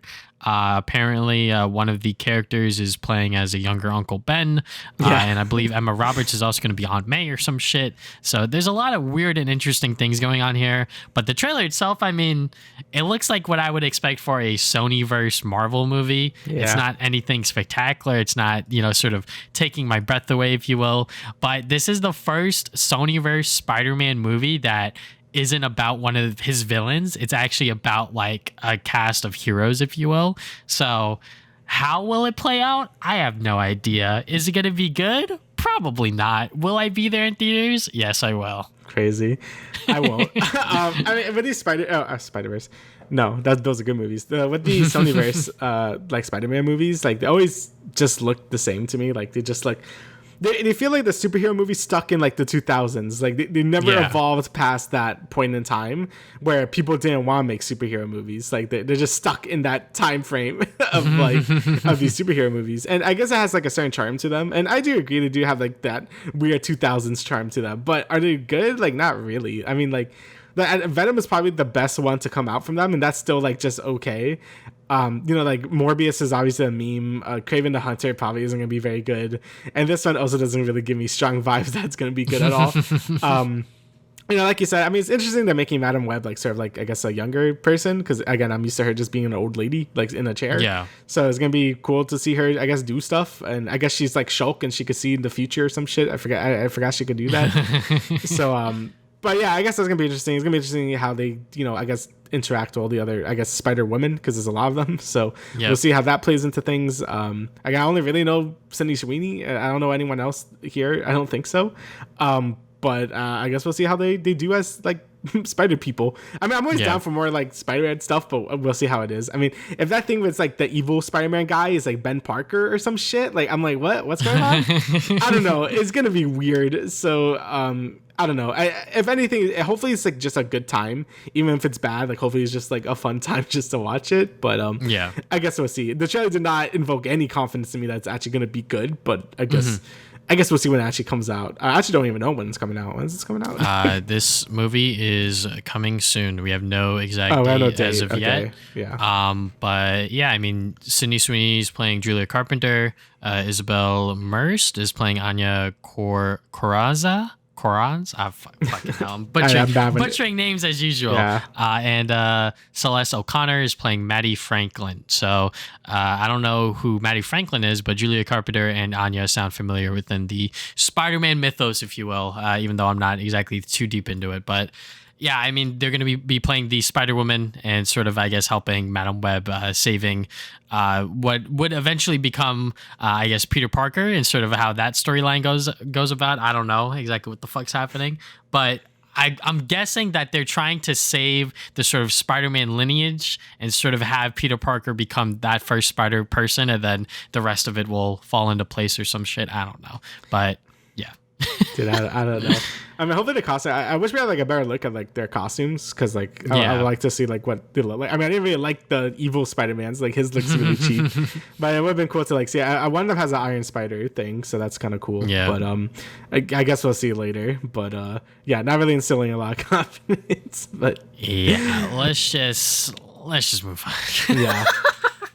So Star Wars is going to be undertaking a big universe shakeup here after Ahsoka. So basically, it's just going to be Dave Filoni, or Filoni. I think it's Filoni. Filoni. Yeah, Filoni. He's going to be the chief creative officer of Lucasfilms, which honestly shouldn't surprise anyone, because I feel like most of the Star Wars projects after Rise of Skywalker has been like kind of just overseen by him to begin with. And this is a very long article that goes into like a lot of different stuff. But yeah, basically you just gotta know that he is gonna be basically overseeing everything at this point, which he kind of already was doing to begin with. Like I feel like the only thing he didn't have a hand in was Andor, right? I feel like Andor was the only thing he didn't really like. I believe so. Yeah, because that does feel very different from like all the other things that's been made from Star Wars. And for some people this is a good thing. For some people I know it's bad. Like some people don't really like the new direction of Star Wars being like super interconnected and stuff. And I understand that. Like I feel like having to understand Mandalorian season 3, you had to watch Book of Boba Fett was kind of stupid, and the fact that one of the best Mandalorian episodes was in Book of Boba Fett is really dumb as well. But I think he does have a vision, and I think if he is allowed more freedom, like I guess he is now, I think he could make something really good. I haven't been like I think this has been a pretty okay time to be a Star Wars fan. Like I don't think it's as bad as like when the sequels were coming out, when people were just like hating on everything. Like I think it's been kind of just more of a mixed sort of reaction. Yeah. But yeah, I'm excited. I mean, I like Ahsoka. I mean, I really like Mandalorian still. Even though season 3 was a little rocky in the beginning, I think it ended really well. Obviously Andor is really good as well, even though that wasn't really directed by him or anything. I still kind of like the current direction Star Wars is going. Obviously there are some stinkers, like Obi-Wan was really disappointing, and Book of Boba Fett could have been a lot better, but I think it's been okay so far. Yeah, I think that pretty much anything and everything that Dave Filoni touches within the Star Wars universe is just a banger. So it makes total sense for him to be the sort of creative or chief creative officer at Lucasfilms. That very much fits sort of what he envisions, I guess, for Star Wars in the future of it, because he knows what to do with these characters and sort of with the universe, because he created a lot of like the Ahsoka stuff, and also with the Clone Wars in and of itself. People who watched it like me, I love Clone Wars, and the reason for it is because of his vision and sort of how he wanted to take these characters in that certain direction. And because he knows Star Wars, he knows what makes good stories within this sort of franchise. And I hope that whatever he does next and sort of whatever else happens within the Star Wars universe, he has some hand in it to sort of guide it along to make sure that it passes that, I guess, like quality check, if you will. But this is a pretty large Vanity Fair article if you guys want to read it, pretty much about the Ahsoka series and sort of the behind the scenes of it now that the writer strike and the actor strike is all over. But Dave Filoni, I hope that we get to see a lot more of his vision within the Star Wars universe. Mm-hmm. All right, so now we got a lot of Superman legacy castings. These have been reports pretty much confirming a lot of this stuff, so I will just go in order from top to bottom. So first you got Nicholas Hoult as Lex Luthor. If you guys don't know, he auditioned to play as Superman and Batman, and unfortunately didn't get either. So him to be Lex Luthor is very funny. We got Skyler Gisondo. He's playing Jimmy Olsen. If you look at this guy, he looks like Jimmy Olsen. Yeah. And then we got Sara Sampaio playing as Eve Treshmacher. She's pretty much Lex Luthor's henchwoman. Don't fucking make fun of me. But we just got a couple more castings to confirm sort of what's going to be happening within Superman Legacy. And you know what? Let James Gunn cook. I mean, obviously, like, he knows sort of who he wants to work with, not just looks wise, but obviously like sort of what they have to offer to the table. I think Nicholas Holt's landing that Lex Luthor role is just very, very funny, just because he actually does have some, I guess, vengeance and a bone to pick with the actor who is playing Superman currently. So I'm happy that we are getting sort of news like this to see exactly how the movie's going to be shaping up. I wish that we would get less of these just to make it a little more surprising, if you will. But it is Hollywood, so it's kind of hard to sort of keep lips tight from leaking anything and everything. Yeah, I mean, again, like you said, let James Gunn cook. Like, I think he's always been, really good at what he does, especially his casting choices. Like, like Guardians, it was the Suicide Squad. Those have been like just fantastic, just choices and stuff. So I'm really interested to see how this movie turns out as well. Mostly as a reformed, or like I guess like a newer Superman fan, thanks to the show. Like, I actually care about this character. So hopefully he can also match that energy, because I really like my adventures with Superman. I thought that show was really good. So if Superman Legacy can be just as good, I'm good with that. Again, like James Gunn, I guess I like Superman now. So here we are. So yeah, hopefully this movie turns out really good, because I know he's putting a lot of his heart and soul into this movie. So we'll see how this turns out. Yeah. All right. So next, we got really exciting news. We got a new ongoing comic book featuring Peter and Miles, and is written by the guy who wrote Spectacular Spider-Man, Greg Weisman, right? Or is it? Yep. Or was it? Yeah. Weisman. And, yeah, Weisman. Yeah. And art by Humberto Ramos. Hopefully, I pronounced that right. But so both of these guys worked on Spectacular Spider-Man, and this comic is called The Spectacular Spider-Men. So you see what he did there. It's very cool. But yeah, this is honestly like really cool. Again, I don't really read the comics or anything, but just having like the writer and like the artist of Spectacular Spider-Man work on this together is really cool to see. And I think the artist is someone new, but. Oh, okay, never mind. I thought he was but either way, it's still really cool to see.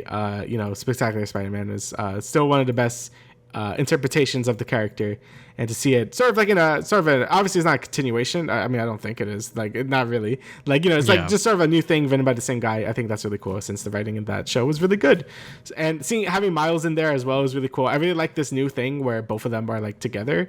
And he's not like, Miles isn't seen as like a sidekick. Like, he's just he's Spider-Man. Like, that's the last thing I really want. I don't want writers to do with these newer Spider-Man stories. Like, I don't want Miles to just be like a Robin or anything like that. Like, I want him to be his own character. character, and it seems like they really got that. I think Insomniac got that. I think the Spider-Verse people got it. And I think like hopefully this comic will also get it. That like just like like power team, so that's good.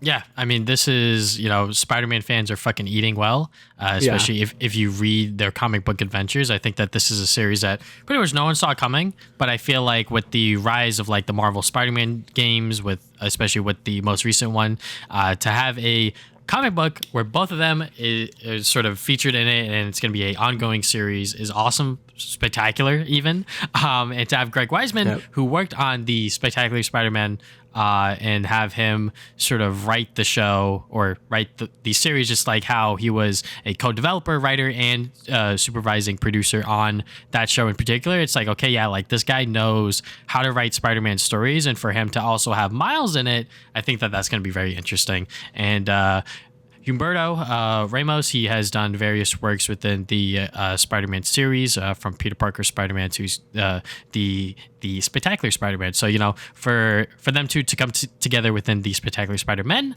is going to be cool. This was a book that I was originally going to wait for it to release in trade paperback form. But apparently, as long as pre-orders stay up and sort of people continue to buy it and read it, the series will keep going. So I guess I'm going to have to buy it as it comes out. I'm going to have to add it to I forget exactly what it's called, but I just have to go and ask my comic book guy to, leave one aside for me every single time they come out. But yeah, the series will start serializing on March 6, 2024. So yeah, if you are interested to read the first ever ongoing Spider-Man story featuring Peter and Miles, this one is right up your alley. Very cool.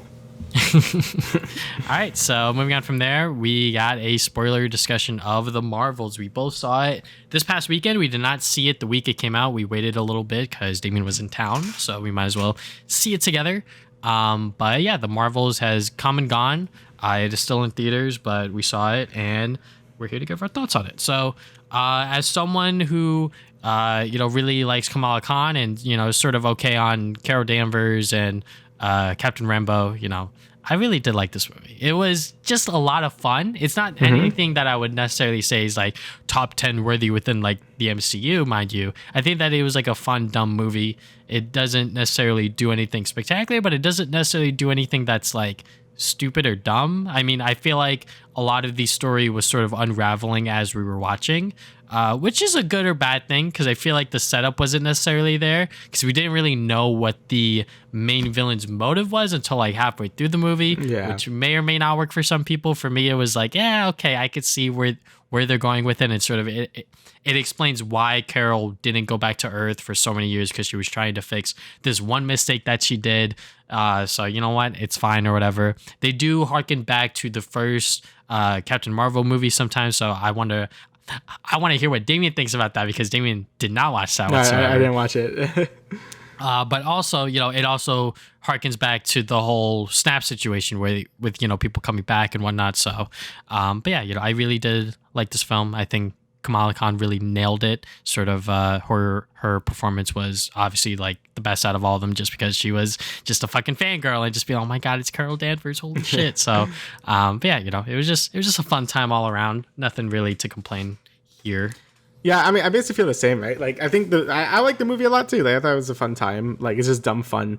But also, isn't really like there's not a lot of substance there. There really isn't much to say about it, because it's just kind of a fun movie. Like, all right. So, I didn't watch Captain Marvel, as you just said, but was that plot point in the first movie? Did she like kill this AI and then like did they just bring that up in this movie?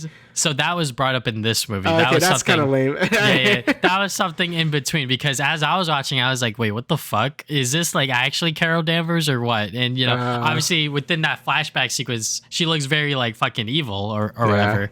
But, and then she explains, that they were like controlling the people or whatever. And I was like, it's kind of dumb, but you know what? I'm gonna just go along with it. So, all right. Yeah, I mean, just like a lot of MCU movies, like the villains like kind of just dog shit. Like who cares? Like like I don't like, she wants to like make her planet. It's like this literally what Drek wants to do in Ratchet and Clank 1, like or Spaceballs. I see everyone keeps bringing up Spaceballs, and it really is true that it really is just a plot of Spaceballs. But yeah, who really cares? I think the main dynamic of this movie is like the main trio. Like, and I think that's great. Like, that is mostly what they focus on, is like them sort of like teaming up together and having all like the hijinks and stuff. And I think that's like the real sort of heart of the movie, and what will make you like the movie is like these three interacting. I think they'll have really good interactions. Again, especially Kamala Khan, like she has like the best like interactions out of all of them. I think the action is really good as well. Like I really like the Freaky Friday shit that they have to deal with, like them switching mid combat. So I honestly think it was like super fun to watch. And that's basically what the movie is. It's just like a fun popcorn movie to watch. Like it's not very long. It's just kind of a fun time. There's a lot of fun action set pieces and stuff. Again, some like I guess deeper moments or whatever, but I feel like it's more just there just to be there. And and that's kind of it. Then it kind of just ends. So I understand like why people may not like be too keen on it, but it's like really inoffensive. Like it's a very inoffensive movie. Like very 7 out of 10. I enjoyed it. I had a good time watching it. But it doesn't really do anything for the MCU overall. But that's fine. Like not every movie really has to. Like it could just be a fun movie, and that's what I thought it was. It was a fun movie. So yeah. Yeah. For this movie to be a follow up to Secret Invasion, I was just like, okay, yeah. Well, like how is that show gonna play into this? And it honestly fucking didn't. Like, no, it doesn't. You see Skrulls for like a second. Yeah. Yeah. It's like, okay, yeah, Skrulls are here, but like, does that have any implications to like what the last project was about? Not really. So it was just fun. I just enjoyed seeing the trio sort of interact and sort of figure out what it means to like be a team together. Because only Kamala Khan's really keen on them being like, we got to be a team, guys. And then Carol's like, nope, I work alone. But she's like, you know what? It is nice to, have people around her and stuff like that. And, there are certain moments within the movie, such as them sort of using those like things to like go back to their memories, and sort of like that moment, like that was kind of messed up because she was like going back to like when she talked to Rambo's mom, and I was like, oh fuck, like this is not good, bro. Like we should not be here. But yeah, I mean, it's just fun, I guess like the fate of Captain Rambo and sort of like how that post-credit scene ends up, I was just like, okay, yeah, I guess they're sort of setting up like the multiple different timelines or whatever. Also with the whole X-Men thing, we see Beast there. That was spoiled for me, but I didn't realize it was a spoiler when I saw it on Twitter, and then I saw it in the movie. I was like, oh shit, I wasn't supposed to see that. Okay. What you thought it was from? You thought it was from like an X-Men movie or something? Yeah, I thought it was from like an X-Men movie that I missed out on. I was like, why am I seeing this now? Whatever. But yeah, that was like kind of cool, I guess, and sort of like what they're setting up for the future. But yeah, I knew that she wasn't dead. I feel like most people didn't, because it was kind of just like, oh, like she's just sealing up the thing because she's trying to do the right thing or whatever. But yeah, I mean that's how I feel too. Like I definitely knew she wasn't dead. Like they're definitely going to do something with it. I didn't expect them to do like, oh yeah, she's in I guess a different dimension now. I guess multiverse, because we're still in that. So, and she's in the X-Men world now. It's going to be kind of weird how they bring in X-Men stuff, because they haven't really ever referenced mutants that much. The only time they have was Kamala Khan now, because she's a mutant in MCU lore. So it's gonna be interesting how they sort of bring that into the MCU from like this dimension, because I feel like the X-Men stuff is like very based off like oppression and like mutants always being there and shit. And it not just being a thing in the MCU until like now is gonna feel kind of weird, but I guess we'll see how they tie into that stuff. But yeah, overall, solid movie. I had a good time watching it. Again, like I said, there really isn't like much to say about it besides that. Yeah, like, it's not like a lot of substance. Like there's not a lot of things that really like happen, but it's a good movie. And I guess that kind of goes into the outrage where like people like I saw on YouTube like some video has like 2 million views. Like, this is the death of the MCU and this is blah blah blah. I'm like, nah, like it's a fine movie. Like if you want to talk about a shit thing, that's Secret Invasion. That was garbage. Like you could talk about that. Like this is just very inoffensive, but for a lot of people it's just like the final straw. But whatever, it's fine. It's good. It's good. It's okay. Yeah, it's okay. Not really much to say about that, but what we do have to talk about a lot is Scott Pilgrim Takes Off, the anime. So this is the adaptation of the Scott Pilgrim graphic novel, now into a Netflix anime. So we're going to talk about spoilers. I'm sure you probably know what the fucking twist is if you have been on Twitter, but if you haven't, don't watch or listen to what the fuck we're about to say, and come back to us after just you watch it. Just watch the 8 episodes, but don't watch it if you don't know anything about Scott Pilgrim. The most you have to do is watch the movie, I agree, and then after that you can watch the anime, because if you watch the anime straight up, you're not going to know anything. You're going to be so fucking lost and be like, what the hell is happening? You're not going to appreciate it as much as if you were to watch the movie and or read the graphic novel. Because if you read that as well, I mean, it's been years since me and Damian have read it and I don't remember much of it, but you do get like that better context in terms of like what they're trying to do here and everything like that. So Damian, obviously we talked about it a little bit when you were here, but what did you think about them just like turning everything on its head? Dude, I was so blindsided. I did not know this was gonna happen, and like it all started to click. Like I seen after the first episode ended, because I'm like, oh, now I know why it's called Scott Pilgrim Takes Off, because he's not fucking here. But I was so blindsided. Like the first episode, I'm like, yeah, this is great. This is like, remake of the stuff. Like here's all the funny jokes you remember. Like here's like all the cool stuff, you know. Bread makes you fat. Oh my god. Yeah, bread makes you fat. Here's the awkward conversation Scott has with Ramona. Like you know, that's all the fun stuff. And then as soon as the first fight comes on, I'm like, oh yeah, here we go, first fight. Can't wait to see how this works in animation. And then he fucking dies. I'm like, wait, what?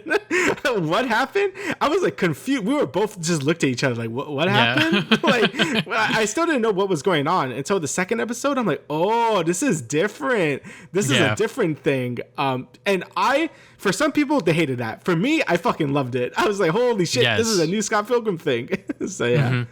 Yeah, I mean, like, I guess as like longer term Scott Pilgrim fans, where it's like we haven't gotten anything new in like fucking years. So for them to make this adaptation so different and make it so unique and sort of, you know, have a different spin on the Scott Pilgrim story is cool. It's obviously like very meta. Like you can't really do this kind of story without having this sort of like fan base of people and fans that are like, oh, okay, like we're down with this. Yeah. Because of the Scott Pilgrim phenomenon has sort of taken off over the years because where people are watching the movie, playing the game, you know, so they're able to do this within the anime. And, you know, honestly, like, just like with you, you know, after that first episode, I was like, are they like fucking bullshitting us right now? And then like the whole funeral thing happens. I'm like, oh shit. And then we see the coins in there. I'm like, oh, okay, we're still making fun of it, but you know what? This is actually where we're going with it. And, you know, Ramona Flowers just kind of, you know, goes around trying to like question her evil exes and everything like that and sort of like get to the bottom of everything. And a lot of the characters are changed up so dramatically and like they're fleshed out so well too. I'm just like, oh, okay, yeah, like I also really enjoyed what they did with this. I could see why people wouldn't, just because like their expectations were that, oh, this is gonna be like another faithful adaptation of it. You know, they might, you know, flesh out certain things that weren't within the movie, like what we were expecting. Yeah. Because, you know, that's sort of like what the trailer gave off. But like if they gave that off within the trailer to sort of be like, hey, like this is gonna be a completely new and different thing, that surprise wouldn't be there. And obviously like it backfired on some people, but I feel like for us it was like, oh, okay, like this is pretty cool because we've always wanted something new Scott Pilgrim related, and I feel like what they did with this, obviously very meta, obviously may not work for some people, but I think it was great. It was awesome. Yeah, I do understand if people are mad for like just wanting a straight remake because like, oh, they like held off on ever consuming Scott Pilgrim content, and then they're like, oh, this new remake is coming out, like watch this instead.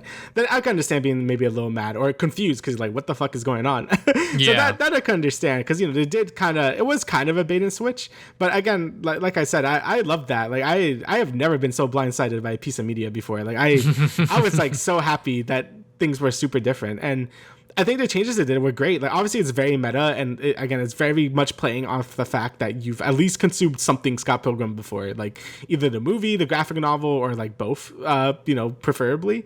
So it really plays into that. But I do like, even out of the meta sense, it really does just focus a lot on Ramona and the exes. Like I am shocked like how much more characterization the exes got, because those like sort of backstory segments were in the comic. Like I do remember that, but I don't remember ever like Ramona confronting them as much as she did in this, because, you know, Scott kind of just killed them. Right. Yeah. So and I do like kind of like the message of this being like, you know, I don't know if this is supposed to be, again, it gets really meta. I don't know if like old Scott is supposed to be comic Scott, and like this is supposed to be the comic variants, and like this is sort of like a new timeline or some bullshit like that.